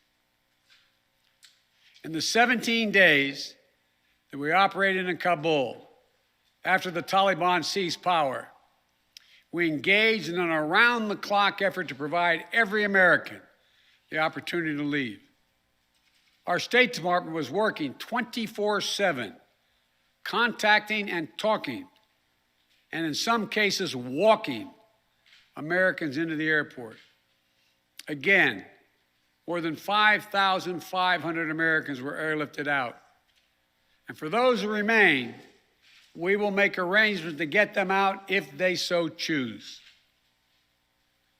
As for the Afghans, we and our partners have airlifted 100,000 of them. No country in history has done more to airlift out the residents of another country than we have done. We will continue to work to help more people leave the country who are at risk. And we're far from done. For now, I urge all Americans to join me in grateful prayer for our troops and diplomats and intelligence officers who carried out this mission of mercy in Kabul and at tremendous risk with such unparalleled results. An airlift that evacuated tens of thousands, to a network of volunteers and veterans who helped identify those needing evacuation, guide them to the airport, and provided them for their support along the way. We're going to continue to need their help. We need your help, and I'm looking forward to meeting with you. And to everyone who is now offering or who will offer to welcome Afghan allies to their homes around the world, including in America, we thank you. I take responsibility for the decision. Wow. Now some say... Sounds just like Trump. ...started mass evacuation sooner. And couldn't this have been done in a more orderly manner? I respectfully disagree. Imagine if we'd begun evacuations in June or July, bringing in thousands of American troops and evacuating more than 120,000 people in the middle of a civil war. There still would have been a rush to the airport, a breakdown in confidence and control of the government, and it still would have been a very difficult and dangerous mission.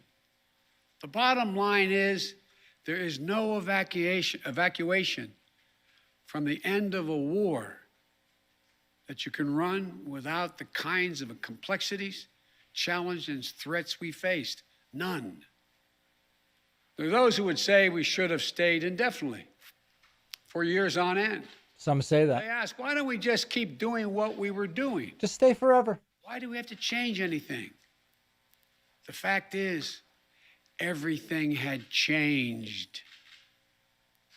My predecessor had made a deal with the Taliban. When I came into office, we faced a deadline, May 1. The Taliban onslaught was coming. We faced one of two choices: follow the agreement of the previous administration and extend to have more time for people to get out, or send in thousands of more troops and escalate the war. To those asking for a third decade of war in Afghanistan, I ask, what is the vital national interest? In my view, we only have one: to make sure Afghanistan can never be used again to launch an attack on our homeland.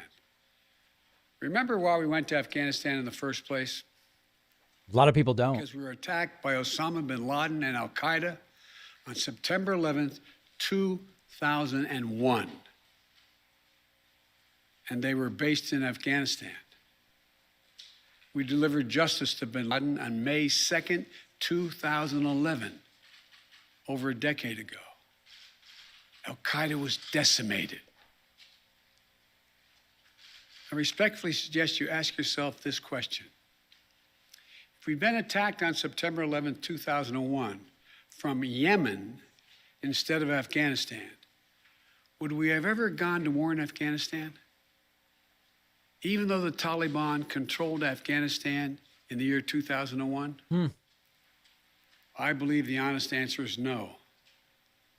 That's because we had no vital interest in Afghanistan other than to prevent an attack on America's homeland and our friends. And that's true today. We succeeded in what we set out to do in Afghanistan over a decade ago. Then we stayed for another decade. It was time to end this war. This is a new world. The terror threat has metastasized across the world, well beyond Afghanistan. We face threats from al-Shabaab in Somalia, al-Qaeda affiliates in Syria and the Arabian Peninsula, and ISIS attempting to create a caliphate in Syria and Iraq and establishing affiliates across Africa and Asia. The fundamental obligation of a president, in my opinion, is to defend and protect America. Not against threats of 2001. Right. But against the threats of 2021 and tomorrow. That is the guiding principle behind my decisions about Afghanistan. I simply do not believe that the safety and security of America is enhanced by continuing to deploy thousands of American troops and spending billions of dollars a year in Afghanistan. But I also know that the threat from terrorism continues in its pernicious and evil nature. But it's changed, expanded to other countries. Our strategy has to change too. We will maintain the fight against terrorism in Afghanistan and other countries. We just don't need to fight a ground war to do it. We have what's called over-the-horizon capabilities, which means we can strike terrorists and targets without American boots on the ground, or very few if needed. We've shown that capacity just in the last week. We struck ISIS-K remotely, days after they murdered 13 of our service members and dozens of innocent Afghans. And to ISIS-K, we are not done with you yet. Whoa. As Commander-in-Chief, I firmly believe the best path to guard our safety and our security lies in a tough, unforgiving, targeted, precise strategy that goes after terror where it is today, not where it was 2 decades ago. That's what's in our national interest. And here's a critical thing to understand. The world is changing. We're engaged in a serious competition with China. We're dealing with the challenges on multiple fronts with Russia. We're confronted with cyber attacks and nuclear proliferation. We have to shore up America's competitiveness to meet these new challenges in the competition for the 21st century. And we can do both. Fight terrorism and take on new threats that are here now and will continue to be here in the future. And there's nothing China or Russia would rather have, would want more in this competition in the United States to be bogged down another decade in Afghanistan. True. As we turn the page on the foreign policy that has guided our nation the last 2 decades, we've got to learn from our mistakes. To me, there are 2 that are paramount. China. First, we must set missions with clear, achievable goals, not ones we'll never reach. And second, we must stay clearly focused on the fundamental national security interest of the United States of America. Oh, man. This decision about Afghanistan is not just about Afghanistan. It's about ending an era of major military operations to remake other countries. Exactly. We saw a mission of counterterrorism in Afghanistan, getting the terrorists and stopping attacks, morph into a counterinsurgency, nation building, trying to create a democratic, cohesive, and united Afghanistan, something that has never been done over many centuries of Afghan history. Moving on from that mindset and those kind of large-scale troop deployments will make us stronger and more effective and safer at home. And for anyone who gets the wrong idea, let me say clearly, to those who wish America harm, to those who engage in terrorism against us or our allies, know this: the United States will never rest. We will not forgive. We will not forget. Whoa. We'll hunt you down to the ends of the earth, and you will pay the ultimate price. And let me be clear. We'll continue to support the Afghan people through diplomacy, international influence, and humanitarian aid. We'll continue to push for regional diplomacy engagement to prevent violence and instability. We'll continue to speak out for the basic rights of the Afghan people, especially women and girls, as we speak out for women and girls all around the globe. And I've been clear that human rights will be the center of our foreign policy. But the way to do that is not through endless military deployments, but through diplomacy, economic tools, and rallying the rest of the world for support. My fellow Americans, the war in Afghanistan is now over. I'm the 4th president who has faced the issue of whether and when to end this war. When I was running for president, I made a commitment to the American people that I would end this war. And today, I've honored that commitment. It was time to be honest with the American people again. We no longer had a clear purpose in an open-ended mission in Afghanistan. After 20 years of war in Afghanistan, I refused to send another generation of America's sons and daughters to fight a war that should have ended long ago. After more than $2 trillion spent in Afghanistan, right, a cost that researchers at Brown University estimated would be over $300 million a day for 20 years in Afghanistan, for 2 decades. Yes, the American people should hear this. $300 million a day for 2 decades. Can you imagine? If you take the number of 1 trillion, as many say, that's still $150 million a day for 2 decades. What have we lost as a consequence in terms of opportunities? I refuse to continue a war that was no longer in the service of the vital national interests of our people. And most of all, after 800,000 Americans serving in Afghanistan, I've traveled that whole country, brave and honorable service. After 20,744 American servicemen and women injured, and the loss of 2,461 American personnel, including 13 lives lost just this week, I refuse to open another decade of warfare in Afghanistan. We've been a nation too long at war. If you're 20 years old today, you've never known an America at peace. So when I hear that we could have, should have, continued the so-called low-grade effort in Afghanistan at low risk to our service members, at low cost, I don't think enough people understand how much we've asked of the 1% of this country who put that uniform on, willing to put their lives on the line in defense of our nation. Maybe it's because my deceased son, Bo, served in Iraq for a full year. Before that, well, maybe it's because of what I've seen over the years as senator, vice president, and president traveling these countries. A lot of our veterans and their families have gone through hell. Deployment after deployment, months and years away from their families, missed birthdays,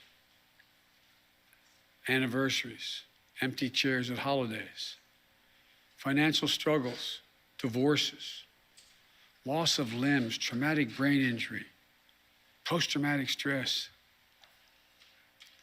We see it in the struggles many have when they come home. We see it in the strain on their families and caregivers. We see it in the strain on their families when they're not there. We see it in the grief borne by their survivors. The cost of war they will carry with them their whole lives.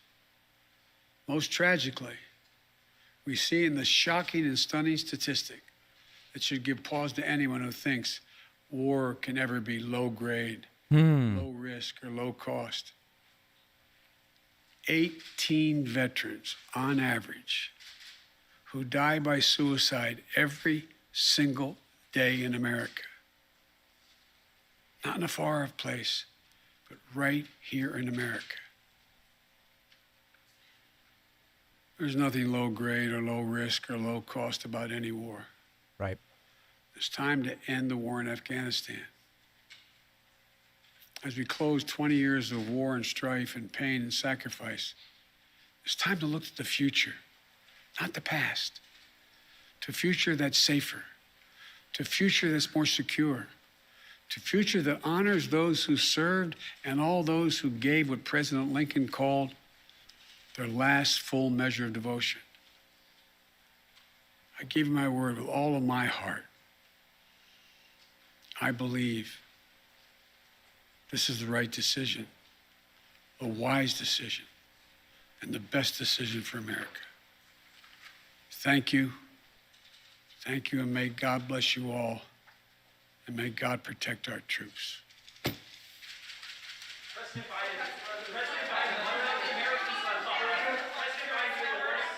Joe Biden, completely decisive. This was the right decision, period. This was the right decision, period. It's saying he takes responsibility for the fact that it was chaotic. He takes responsibility, something we never saw Donald Trump do. It was going to be a mess no matter what. But I have to tell you, I'm about as pleased with that as one could be. He has ended the 20-year war, and that's a very, very good thing. And now there are things to figure out for sure. Because we got to our 100 member goal, we will be continuing the stream directly into Jen Psaki's press briefing. I assume many of the questions will be nasty, and they will be about Afghanistan. I'm going to step away briefly. We will keep it right here. Going to refill my water, have a little snack, and then expecting Jen Psaki in probably 20 to 30 minutes. I have interviews to go over. I have your super chats, your voicemails, ivermectin nonsense, and much, much more. I will be back before you even know what happened, I guess.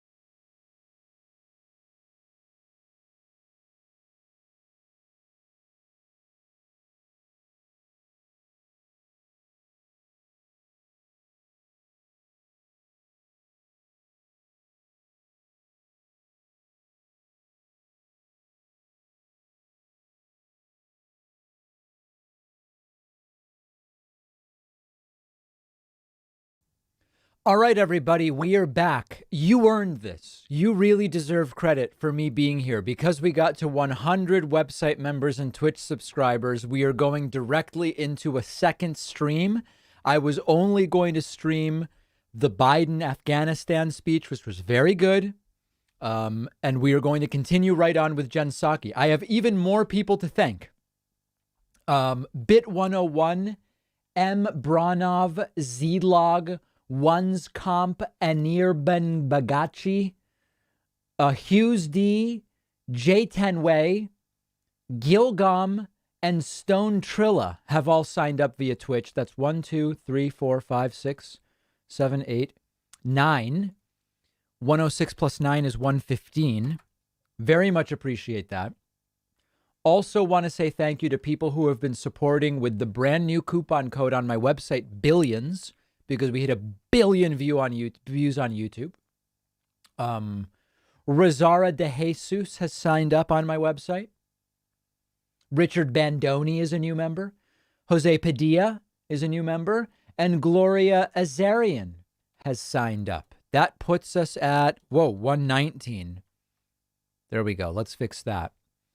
That was incorrect there. Okay, let's get right into a few different things that I said we would we would look at after. Here is someone saying stupid stuff. Hey y'all, it's Becky Sue here, doing an update for you on my video vlog. So sorry it's been a minute since my last Is she Canadian? Sorry. entry. It was about a week ago. That was the day that I took Running a dehumidifier, I guess. the horse dewormer because I had a positive COVID diagnosis, and my cousin Jet's friend had a friend Is this real or is this a parody? I can't. It's probably a parody, right? who had a friend, and that guy sold me some horse dewormer. So I took it. Took about a cup and a half, which turns out was a cup and a half more than I was supposed to take, seeing as I'm not an actual horse. Okay, yeah, so this is a joke. All right, fine. I'm less interested in the satirical stuff, but okay. No, it has to be a parody. Some people are saying it's real. No, it's obviously a parody. Okay. All right, let's go next to this is Sidney Powell. She was interviewed in Australia. It's a shit show. We released a video about it a little while ago, but this is the full thing. This is really tough to watch. Let's take a look. Let me ask you a basic question. Do facts matter? Yes, they do. I hope we get to them one of these days as to what really happened in our election and all the people who are responsible for it. This is just wild.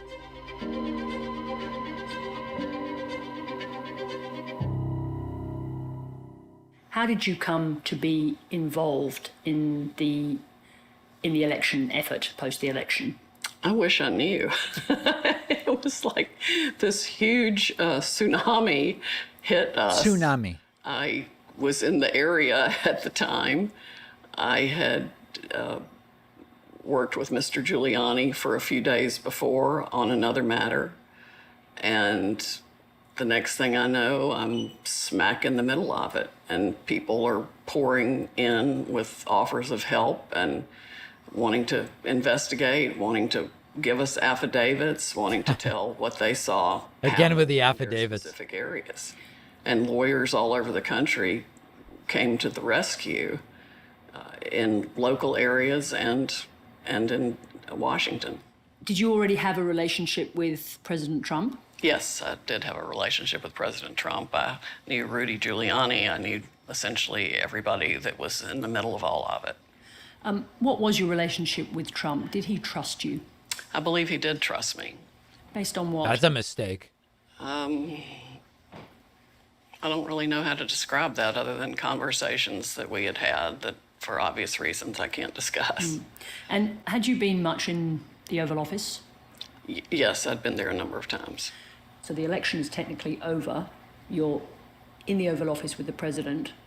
What did that feel like? What was the atmosphere at that time? I would say it was one of great concern because most of us there knew something very wrong had happened. It was obvious to me from the mathematical and statistical impossibilities that occurred the night of our election. I already had some knowledge of the ability of voting machines to be tampered with. Mm-hmm. Very, very important stuff. Oh, man. Very secure election with great strength. All right, let's get a few simple facts straight. In how many states were Smartmatic machines and software used in the 2020 election? I don't even know the exact numbers. After all your involvement? Well, the focus was on the 6 key swing states, the places where voting had stopped being counted the night of the election. But you were making some big statements, very dramatic, critical statements about Smartmatic. You must have known what their involvement was in the election. Well, I know that Smartmatic and Dominion were essentially inextricably intertwined and had done business together for a long time. Let's leave the history. Just in terms of the 2020 election, what was Smartmatic's involvement? Oh, you'd have to go look at our complaint with respect to the 4 states that we filed legal complaints in to get the details of that. A Google search would tell you, let alone anything that Smartmatic themselves have said subsequently, that they were involved in one single county in LA. Are you saying you're not aware of that? Well, I'm saying I think their involvement's probably a lot bigger than that. But she thinks their machines were used in one county. You're aware of that? Well, their machines might have been used one place, but their software could very well have been used other places. You claimed on Fox that Smartmatic shifted votes from Trump to Biden in multiple battleground states. That was your argument, wasn't it? That there was an algorithm run in the machines via the software that shaved votes from Trump and gave those to I read the votes were waxed, actually. Biden. What actual research or fact-checking did you do at the time to find out what Smartmatic's actual involvement in the election was? Yeah. An algorithm? That sounds suspicious to me. For Smartmatic? You've made an allegation against Smartmatic that they stole a presidential election. I think it's incumbent on both of us to know what Smartmatic's involvement was. It seems like a pretty foundational fact. I mean, I'm confused right now about why you're here. How did you get into my house, sir? Ma'am, I'm sorry. Because you made a series of very strong allegations against Smartmatic and against Dominion, containing many errors of fact. They reportedly nared the Smartmatic machines. Do you accept the fact now that the company that you accused of stealing a national election only operated in one county in LA in California? No. One county, one state. No, I'm not prepared to accept that fact. I think Smartmatic's involvement was far more significant than that.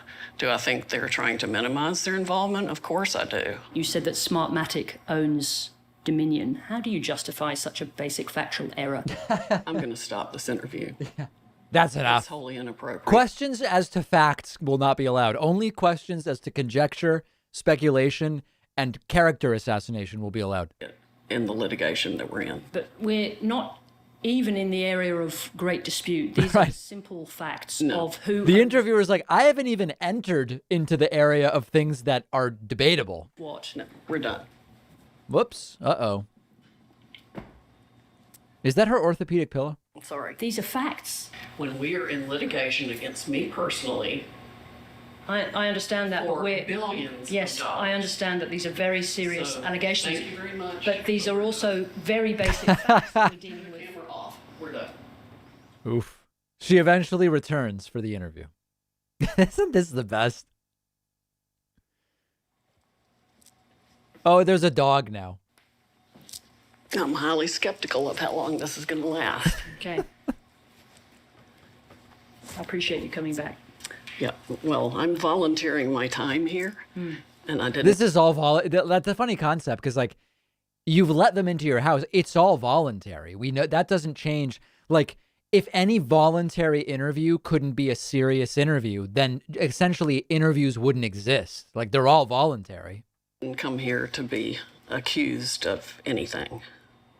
Rudy Giuliani has had his license suspended and is likely to lose his law license because of the way he misrepresented facts in the cases he was involved in. Do you anticipate that you will meet the same end? Heavens no. And Rudy Giuliani shouldn't have met that end either. Right. Despite the fact The that standard that they held him to there is absolutely preposterous. Rudy Giuliani misrepresented the facts and lied about a whole series of details related to the 2020 election. That's why he's lost his license. I because he disagree lied. completely. Lawyers get things wrong. Lawyers occasionally misrepresent things. Is she saying that Rudy got things wrong and misrepresented things? Like, is she admitting that? The only thing I know that Rudy misstated was something about whether a fraud case had been filed or not. We had filed fraud cases. He claimed, amongst many other things, that people who were dead had voted. They hadn't. He misrepresented the numbers of people who had voted in Michigan. He claimed that people were on the roll who were dead. All of those people, they all turned out to be legitimate votes. Man. It's a very I don't long know. list. They've been cleaning off voter rolls right and left. They've been bleaching them. They've taken tens of thousands of people off voter rolls after the election, people who Acid shouldn't wash. have voted before the election. There's a lot of track covering going on out there in the various states because of what happened in this election, and they know they were wrong. So, in the end, it's you and Rudy Giuliani against the system, isn't it? I wouldn't. No. She's trying to think, wait, is that good? Do I want to say yes, it is, or is that not good? There are a lot more people involved than me and Rudy Giuliani. What do you have in your case? You have a bunch of dodgy affidavits that don't add up. You have a group of people with dubious credentials. That's your and no characterization. evidence. That's all your characterization. So far, you've provided no evidence. You might as well be whatever. working for Dominion and Smartmatic. I'm just waiting for you to provide the evidence. Yeah. Well, Asking for evidence means you're in league with the people she's accusing, obviously. You'll see it in court. She reportedly had a cheat sheet in her orthopedic back pillow. Thank you. Okay. So that's that. Oh, God, Psaki's going. Are underway. 12 urban search and rescue teams are currently operational in Louisiana to support state and local efforts. The Coast Guard has been doing overhead flights, including in Grand Isle, to search for anyone in need of assistance. So far, urban search and rescue teams have assisted over hundreds of survivors, and their work continues. We're also in regular contact, which is a huge priority for people in the region, with private electricity companies to ensure they have the resources they need as they work to restore power in Louisiana and Mississippi, where more than 1.1 million customers remain without electricity. We've seen some people in Mississippi get electricity back, and we're hopeful we'll see continued improvements. There are more than 25,000 linemen from 32 states and D.C. in the region racing to restore power, and FEMA has staged nearly 250 generators in the region to support impacted areas. We're going to get more generators to the area to get more power to the emergency services that need it the most. We also want to make sure that individuals in the impacted areas of Louisiana know they can apply for federal assistance. We would encourage anyone in need of assistance to visit disasterassistance.gov or call 1-800-621-FEMA. As of this morning, 48 shelters are open in affected areas throughout the Gulf Coast. FEMA has staged more than 4.4 million meals, 3.2 million liters of water, and more than 124,000 tarps in the region. And additional ambulance crews have been transported to Louisiana and Mississippi.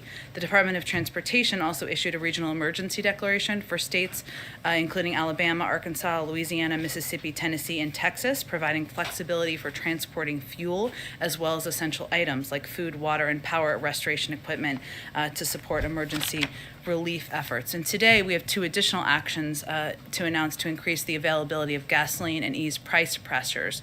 First, the department will extend and amend an emergency declaration that offers temporary flexibility to how many hours a truck driver can drive.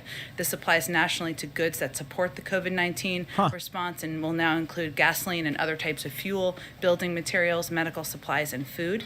Because the hurricane is hitting I'm being told the other stream's better. Let's try this stream for now. Increase availability at this critical time. We are continuing to assess and we'll continue to provide you all updates. Why don't you kick it off, Josh? Good to see you. Good to see you. Thanks, Jen. Two subjects. First on Afghanistan. The president said that any additional evacuations will... All right, we can't see the reporters, so we'll switch back over Louisiana here. and Mississippi, Thank you. effective immediately, which will expand the supply of gasoline that can be sold in these two states and increase availability at this critical time. We are continuing to assess and we'll continue to provide you all updates. Why don't you kick it off, Josh? Good to see you. Good to see you. Thanks, Jen. Two subjects. First on Afghanistan. The president said that any additional evacuations will go through diplomatic channels and that the United States has leverage over the Taliban. Can you tell us what those channels look like and what kind of leverage the United States has? Absolutely. Well, first I would say I would point you to the remarks that the Secretary of State provided last night, but let me give you some highlights of that.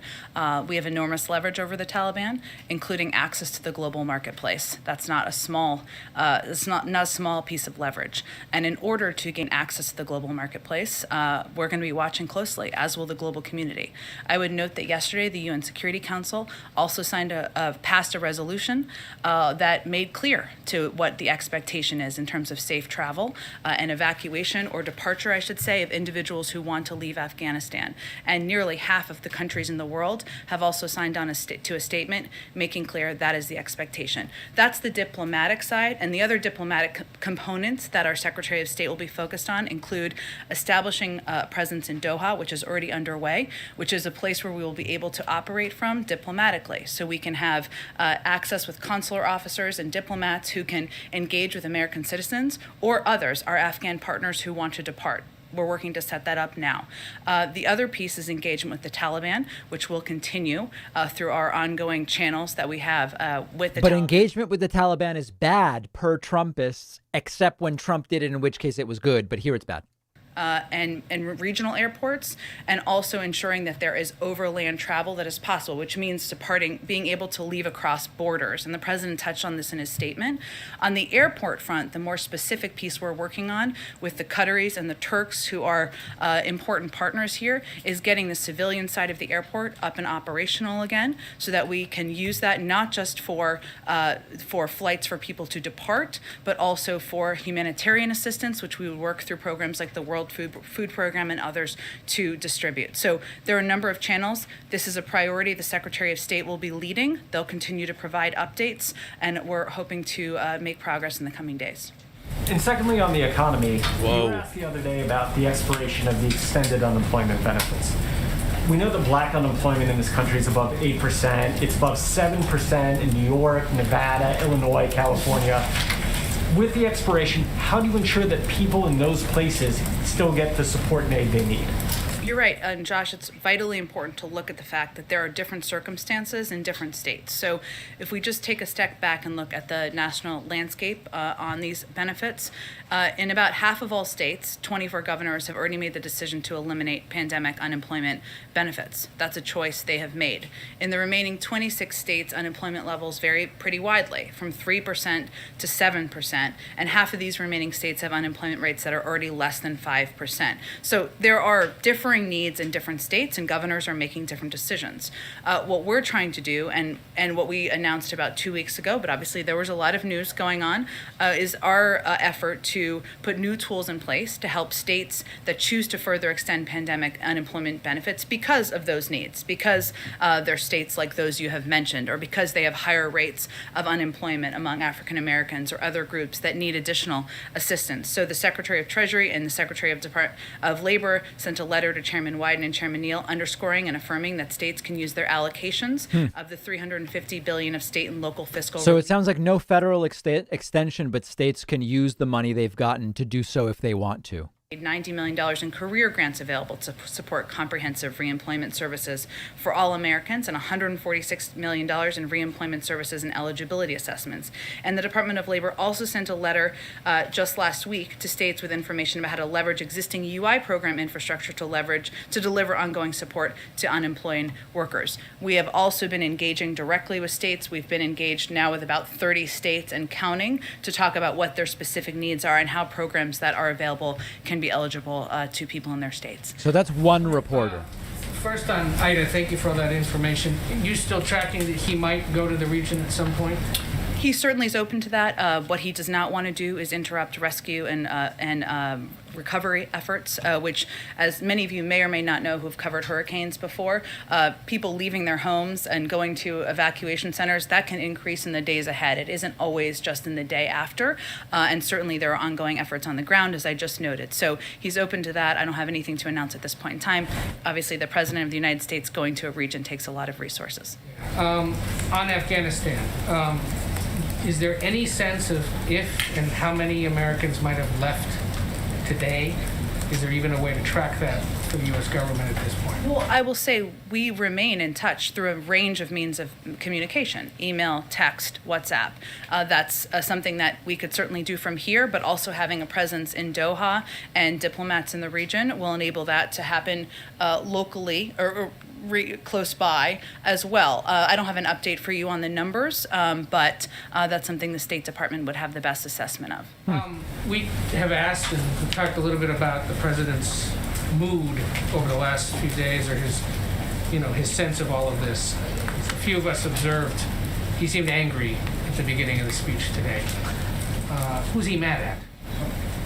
I would say I'll give you a different assessment of what I saw, which is that he gave a forceful assessment, laid out a forceful case to the American people as to why it was time to wind down a 20-year war that has led to the loss of thousands of lives.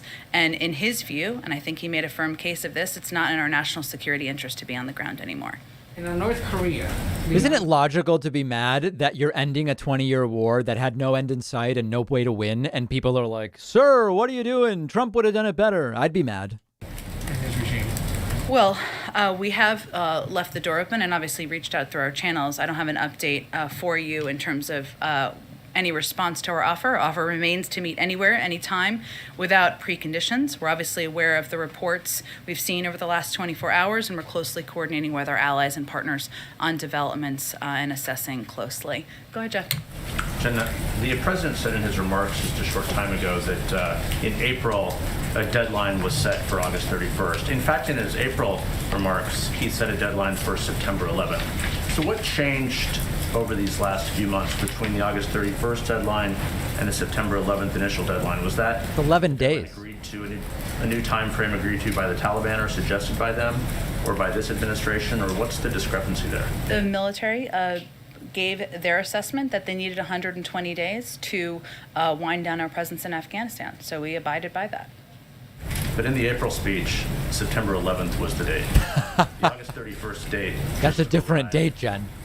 Between April and now. And he bases strategic decisions, tactical decisions, I should say, on the advice of the military and commanders on the ground and the timeline they needed to wind down our presence. But Jen, that's 11 days earlier. Timeline, though, it was not the Taliban's timeline.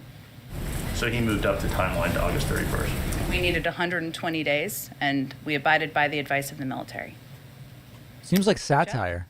Jen, can you clarify whether the United States has an agreement with the Taliban to allow more Americans and other Afghans to leave the country? Good question. Well, I will say, Jeff, that it is not just our expectation, but also the expectation of 100 countries around the world, the UN Security Council and others, that the Taliban will abide by what they committed to last Friday, which is the ability of people to leave Afghanistan should they choose to leave. There do need to be ongoing diplomatic negotiations, or discussions, I should say. That's a part of what the Secretary of State and his team will be leading. But I would note that the Taliban conveyed that on Friday, a leader of the Taliban. Again, more than half of the countries in the world have conveyed clearly what they expect, and the UN Security Council signed a resolution yesterday. So those are the diplomatic pieces that have moved forward, but this will be a top priority in the days ahead. The president was critical today and has been critical of former President Trump's deal with the Taliban. Given that, I'm wondering if this administration or if this president gave any consideration to not holding on to former President Trump's special envoy to Afghanistan, who stayed on.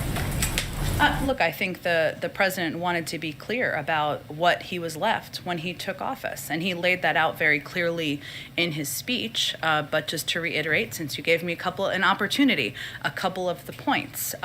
When the president took office, there was a deadline that was just 3 months away that included, for May 1st, that included no requirement that the Taliban work out a cooperative governing agreement with the Afghan government.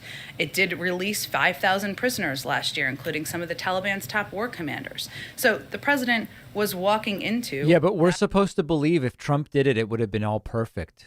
A war he has long felt we needed to depart from. He's felt that was long overdue. But that was the circumstance he walked into, and frankly, there's a little bit of selective memory loss from some of the people who served in the last administration about these circumstances. But my question was actually, why hold on to the Afghan envoy, the U.S. envoy to Afghanistan, who served under President Trump? Why did President Biden hold on to him? The president has made changes where he saw fit and has not made changes where he felt the person continued to be the right person for the job. That's not a political decision.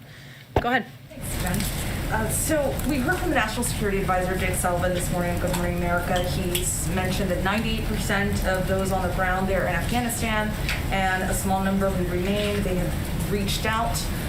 They got out, as many people as they could.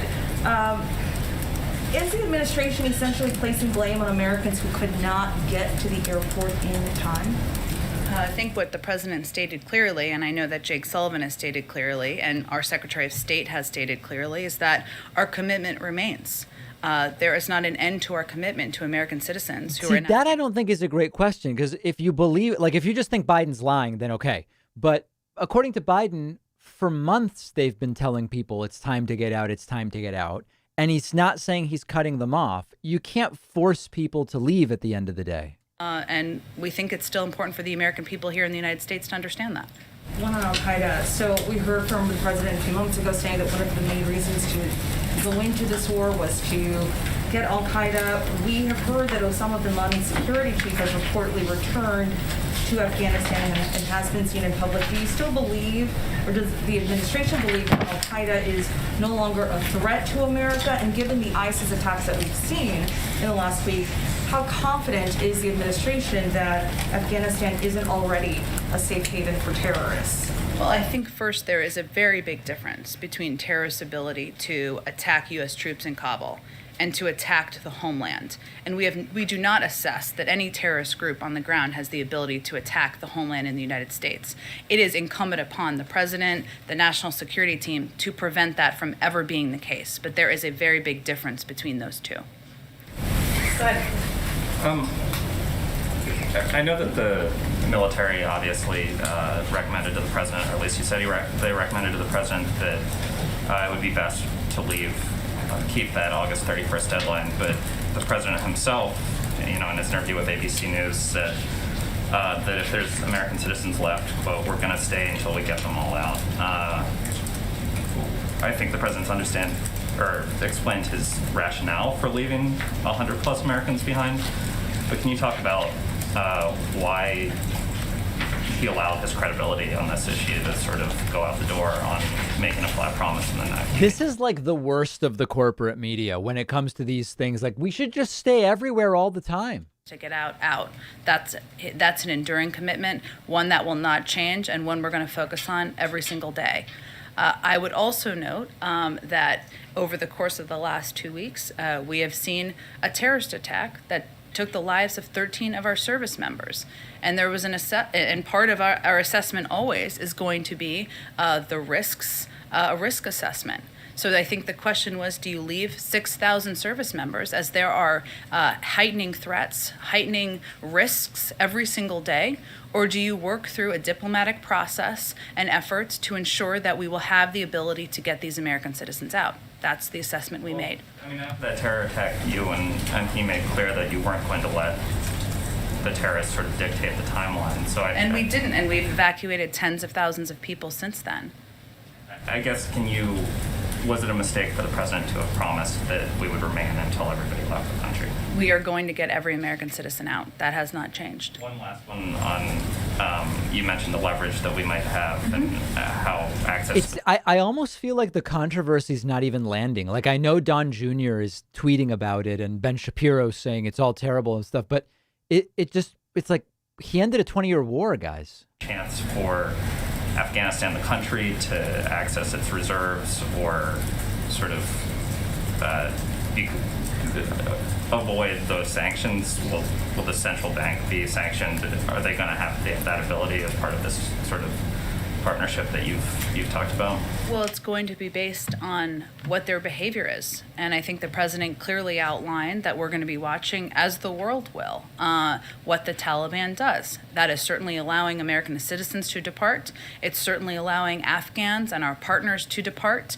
It's also how they operate as it relates to treatment of women, to human rights. There's a range of factors at play here. So I don't have anything to predict for you. Obviously, there's a great deal of economic leverage. You referenced sanctions that are already in place that we have, that the global community has, and we'll have to assess how things happen over the course of the coming days, weeks, and months. Go ahead, Jackie. Thanks, Jen. One question on the dignified transfer, and then I want to get to Afghanistan. Some of the Gold Star families have criticized the president's conduct at the dignified transfer. There was a father of one Marine who said that the president appeared to be checking his watch every time a flag-draped transfer case came out of the plane. And a sister of another Marine said that it felt like a fake and scripted apology. Was the president looking at his watch, and does he have a message to those people? Does he have a watch? That they were offended?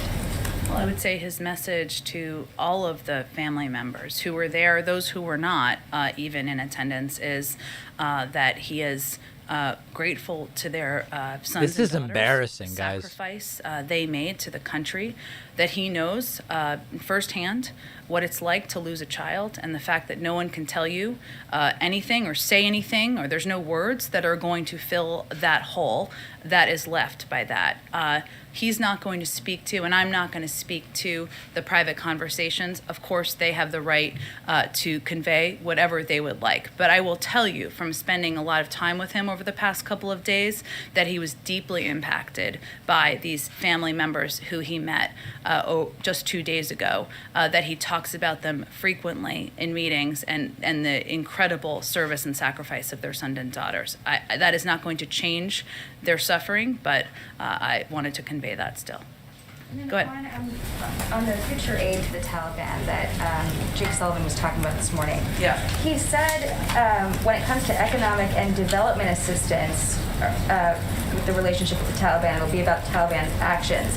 Should we understand that to mean that economic and development assistance could translate to taxpayer money eventually going to the Taliban at some point? I know it's different from the humanitarian aid we've been talking about, the World Food Program and things like that, but these specific references that Sullivan made this morning.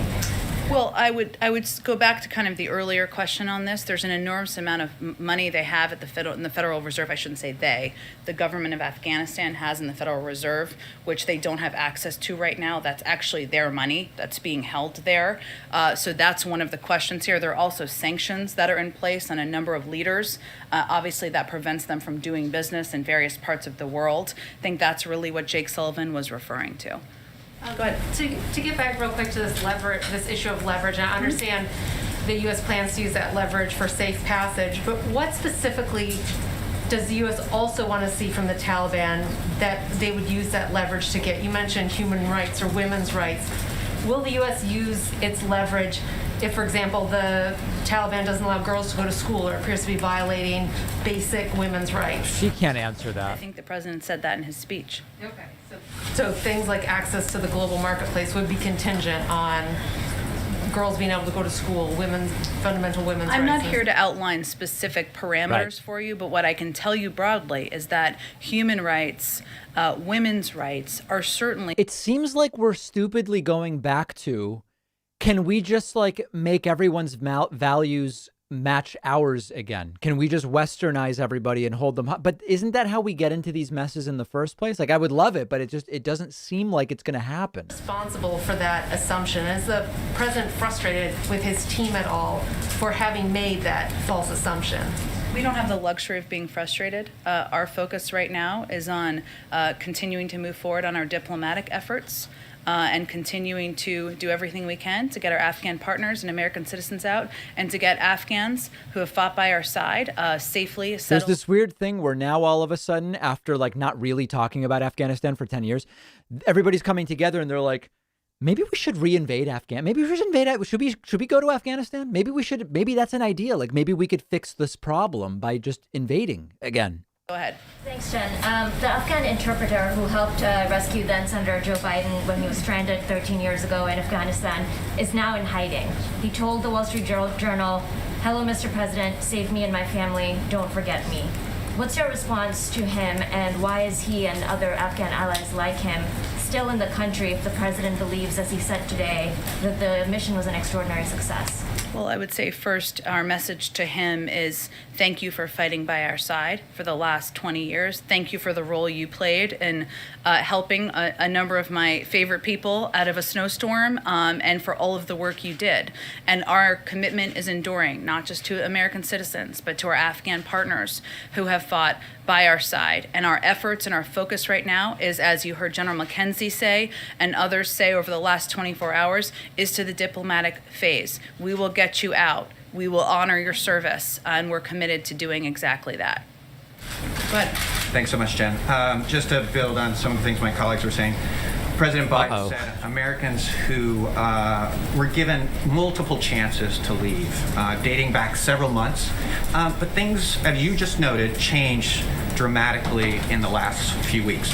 My question is, how many of those families said they wanted to stay in Afghanistan in the last few weeks, 2-3 weeks? And is it really fair to say, for the president to say, that they didn't leave when they had the chance? As you just mentioned, no one expected the collapse as happened, and the president himself, for months, was publicly saying that the Taliban would not be running things, and also that this exit would be safe and organized. Well, I would say first that no one is placing blame here. I think it's important for people to understand, though, what the process has been. And while there are between 100 and 200 American citizens who have not yet departed, we have also evacuated more than 5,500 American citizens and their family members and 115,000 other people from Afghanistan. So more than 120,000 people made their way to the airport or This is one of the worst press briefings I've seen in years from the standpoint of the questions. The vast majority, if not everyone, though the State Department would have to speak to this, who is still there, are dual citizens who have lived their entire lives in Afghanistan. This is about, I know this is hard for people to understand who grew up and live here. This is where they've lived. This is where their family members are. This is their communities. Maybe they own shops. Maybe they have 50 family members or 20 family members. This is not an easy decision to leave. We understand that. And what the president is saying is, if you decide to leave next week, if you decided 2 days ago and we couldn't get you out, we're going to get you out. And that's what his commitment is. Can I ask about the immigration system and the refugee situation? The U.S. immigration system is already very overstretched. It's dysfunctional. I wanted to know, what steps is the administration taking to ensure that the tens of thousands of Afghan people who are being resettled here in the United States are not going to be caught up in red tape, and that they're going to get the resources they need? Well, first, the president has asked the Secretary of Homeland Security to lead this effort, and there is a process that includes not just a thorough background check and vetting process, but as individuals come to the United States, some will end up going to military bases where they will have access to a range of resources, including vaccines. Those who are parolees will be required to get those vaccines. And what we are working to do is ensure we are leveraging and working with all of the incredible refugee resettlement organizations around the country who are eager and open to helping these Afghan refugees, also to veterans organizations who are eager and open to helping these Afghan refugees resettle in the United States and work through as orderly a process using every lever of government, from the U.S. military to the Department of Homeland Security, to move this process as rapidly as we can. Go ahead. The president was very clear today, as he has been, about why he thinks U.S. forces should not be in Afghanistan right now. But he was part of the Obama administration in 2014 when the then president decided he needed to send troops back to Iraq after several years to deal with the Islamic State threat. Does the president rule out needing to send troops back to Afghanistan? They're saying, what about going back? They're actually saying, what if we go back in? How about that? I'm not going to look into a crystal ball in the future, but I think he's been pretty clear he doesn't have an intention to start another war and redeploy troops to Afghanistan. And what we've seen over the past week is that our over-the-horizon capacity can work and has worked in going after ISIS targets and killing people who went after our troops. So that's Listen, now that we got out after 20 years, is Joe Biden thinking maybe we'll go back in? Ultimately it will be up to the president to decide whether to establish diplomatic relations with a Taliban only or Taliban-led government. And while Secretary Blinken and others have set some of the parameters for that, does the president himself have a view about whether it would be appropriate to ever have a full U.S. diplomatic relationship with the Taliban? Well, just like in any circumstance, it would depend on the conditions. But there's no rush to recognition coming from any aspect of this government or from the international community. Go ahead. Building on Ann's first question, does the president envision any situation in which he might deploy a large amount of U.S. troops abroad under his presidency? Any sort of foreign conflict that would require the sort of mass troop deployment that he just said we are trying to move past?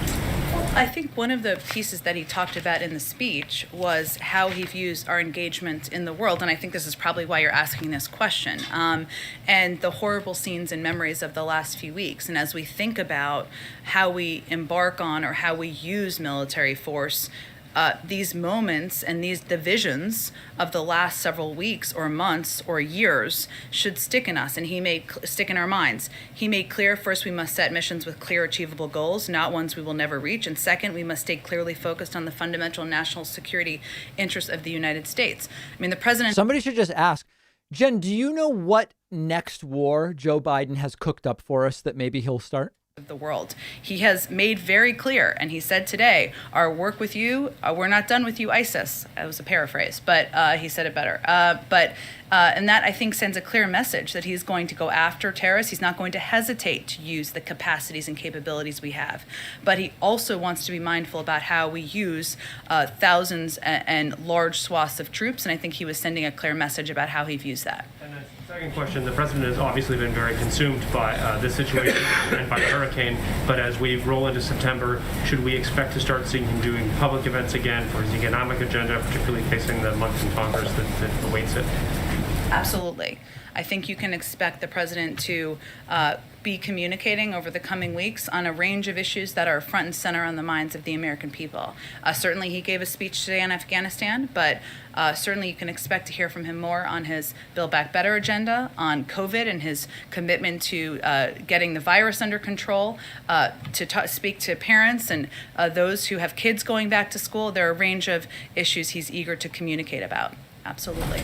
Go ahead. Did the president watch the takeoff of the last flight from Afghanistan yesterday? And has he been in contact with, any of the service members who were on the last flight? Did he watch it? Well, he did. I know there's been some reporting out there on this, but I can confirm for you that the president learned of the last flight safely leaving Afghanistan when he was in the Oval Office, meeting with members of his national security team and some senior advisors. And a note was passed to his national security advisor, Jake Sullivan, who conveyed it to the president, the news to the president. Obviously, in those cases, for those of you who have watched these events closely, you have to wait until... Did President Biden pilot the flight out of Afghanistan? Or you saw the announcement by the Pentagon, and he has conveyed repeatedly in meetings that I have at least been in to the military how grateful he is for their work.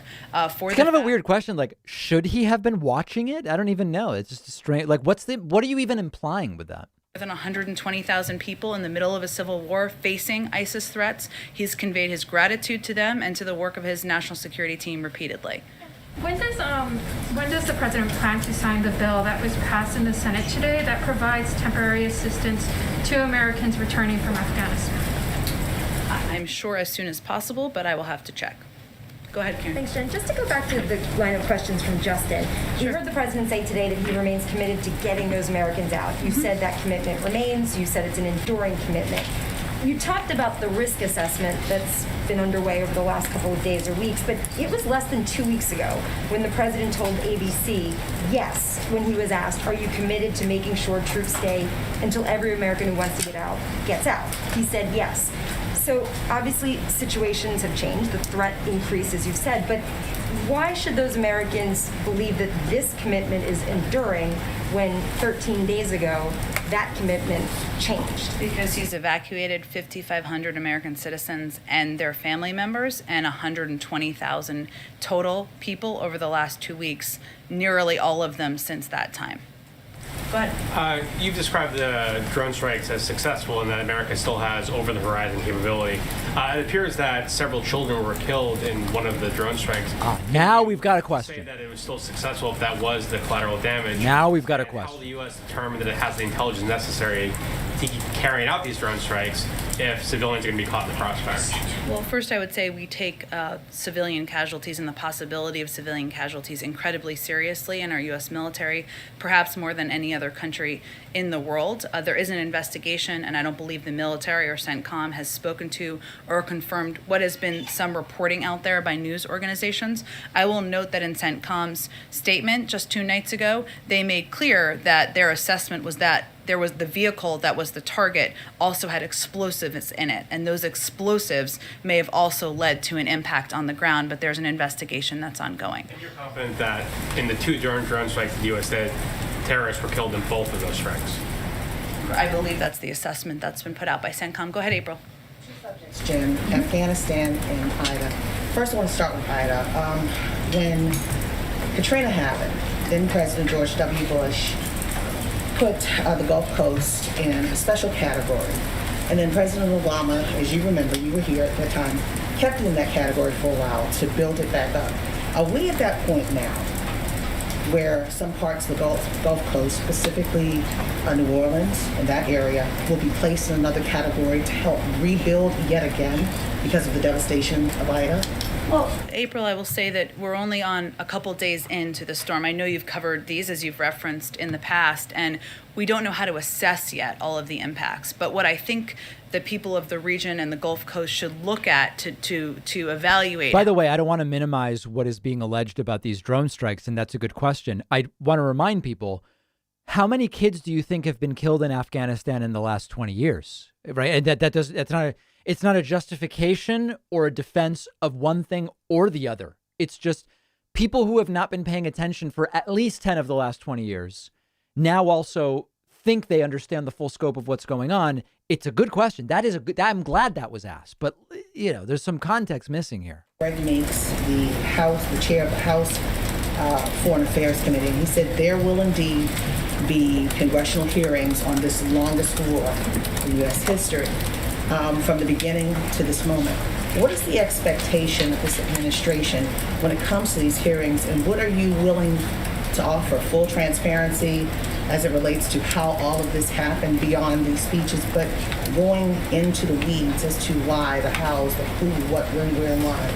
Well, I would say first we've already done several briefings with members, including in the classified setting, over the course of the last several weeks. So that speaks to our commitment to answering questions they have and being able to play our role in working with them on addressing the last 7 months. Now it's a 20-year war, so there's obviously a lot to dig into. One more. But following up on that, but would this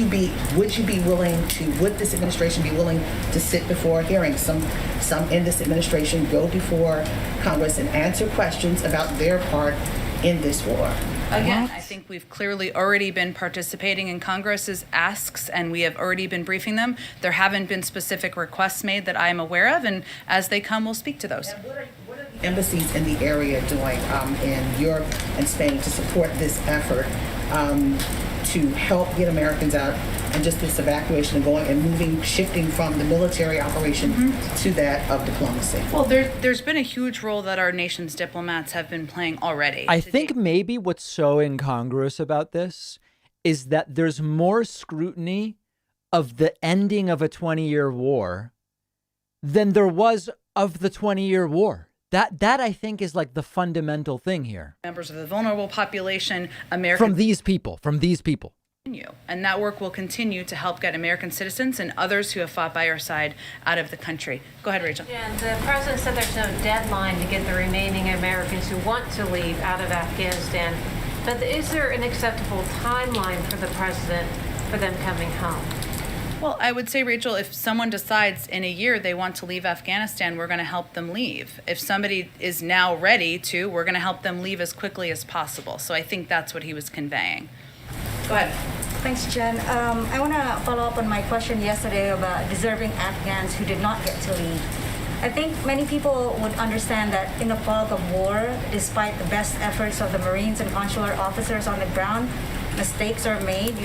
Marines could grab people or push people out of the gate because of a security threat, for example. But what I was talking about were these specific allegations from our sources on the ground and people who are assisting in these rescue operations who say that because of inconsistent policies, conflicting policies, and also a lack of coordination between the State Department and the Pentagon, and also competing interests from people in Washington with influence who are pulling strings, this creates a chaos in which vulnerable Afghans, including SIVs, were left behind, but individuals who may not have who is not an at-risk individual gets to leave. So is the administration willing to admit responsibility for this situation, and what would be Joe Biden said I take I have responsibility. no confirmation of what you've just outlined. What I will tell you is that 117,000, approximately, many of them Afghans, people who are not American citizens, were evacuated. That's more people than ever in any airlift in U.S. history. And what our U.S. Marines and what our military did on the ground was work to evacuate as many people as humanly possible, as quickly as possible. And many of those people were SIV applicants. Many of them were green card holders. Obviously, we've given you the number of American citizens, and many of them were just people from the vulnerable populations who we were able to get out. But we are committed to continuing to work in a diplomatic manner to get more people out who want to evacuate. And I would reiterate that we've worked already to get support for a statement from 100 countries around the world to pass a UN Security Council resolution and to make clear to the Taliban that that's our expectation. Yamish, go ahead. Follow up with the lily pad countries agreement. Can you give us an overall picture of the structure of these agreements with these countries? What are we paying or providing them in return? And how do we deal with local resentment? And this would also apply to people around American bases who may feel concerned about the threat of either COVID or a terrorist threat. How are we dealing with that? Well, what we're doing is we're relying on all of you to convey clearly what our COVID protocols are, what our security protocols are, what our vetting protocols are, and we're also communicating very closely with governors and leaders in the region. Every country has different agreements. This is not a quid pro quo situation. This is where the international community recognized the need of the Afghan people, and nearly 24 countries have met this moment to have a place where individuals who are leaving Afghanistan can be, some before they go to third countries, some before they come to the United States. Jamish, go ahead. I think we got to move on, Patsy. Go ahead. Thanks, Jen. My question, the president said that the U.S. should learn from its mistakes in the past. Does the president have any mistakes that he thinks he made during this withdrawal in Afghanistan that he wants to learn from? Well, I would say I think the president's been pretty clear that we all had an expectation that the Afghan National Security Forces would fight harder in the end, would fight against the Taliban. We all had an expectation that President Ghani would not flee the country. Those were not expectations that were clearly met. So you can spend a lot of time looking in the rearview mirror. What our focus now on is moving forward on our diplomatic effort, settling Afghan refugees, SIV applicants, and others who are coming to the United States, doing that in a very thorough and clear way, and also getting them settled in communities. That's what our focus has to be on.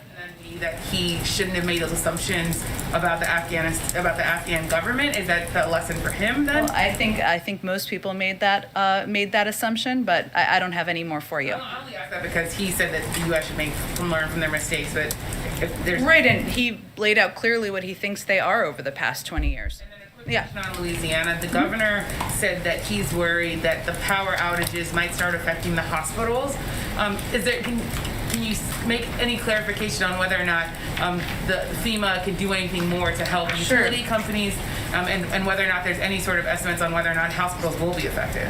Well, so initial reports from the local hospital distributor network indicate no supply chain disruptions, but he is right. I mean, this is an area where we are all watching, and this is why we are continuing to ensure there are necessary generators there, that we are engaged closely with health administrators and others about what their needs are and how we can deliver on them. One of the primary limiting factors on oxygen, which we don't see a shortage on, but is obviously an issue that we have to watch closely, is actually hazmat certified drivers. And what this is people who can drive around these oxygen tanks and facilities out to the hospital. So there's a number of pieces that we have to work through, and we are preparing in case there is a need in that regard. Thank you, Jen. Two quick follow-ups. Yesterday I asked about the Washington Post story that reported that the Taliban offered the United States control of Kabul, and instead the United States focused on the airport. Have you been able to review that report, and is it accurate? Well, I'm not going to speak to private conversations, but what I will tell you is that it obviously required the deployment of 6,000 U.S. military forces to secure the airport, given the Afghan National Security Forces collapsed from that protection. Our objective has never been, and the president's been very clear about this, having a military presence to control Kabul. So that's never been our objective. You've talked about how our commitment remains to these Americans, and you talked about how we're switching from a military effort to a diplomatic effort. For the Americans who are currently in hiding and who very much want to come home, not the other set, what is the administration's message to them? Should they try and head to the border? Should they try and book a flight out of there? Or should they remain in hiding and hope that the diplomacy kicks in? Well, I would just note that we are in touch with a number of these Americans. Not every one, perhaps, but we are in touch. We are in touch with as many of them who we can make contact with through a range of means. That continues. And what our focus is on now, and we'll have day-by-day updates, and this is a very fair and good question, is how can we ensure operationally that there are a range of options for people to be able to depart? Some of that may be over land, over borders. Some of that may be through airplanes. And so we're working again with the Qataris and the Turks on that. We're working to get the civilian side of the airport operational, but those are all pieces we're focused on. I always thought it was the Qataris, not the Qataris. Worst case scenario, in some circumstances, hostage situations?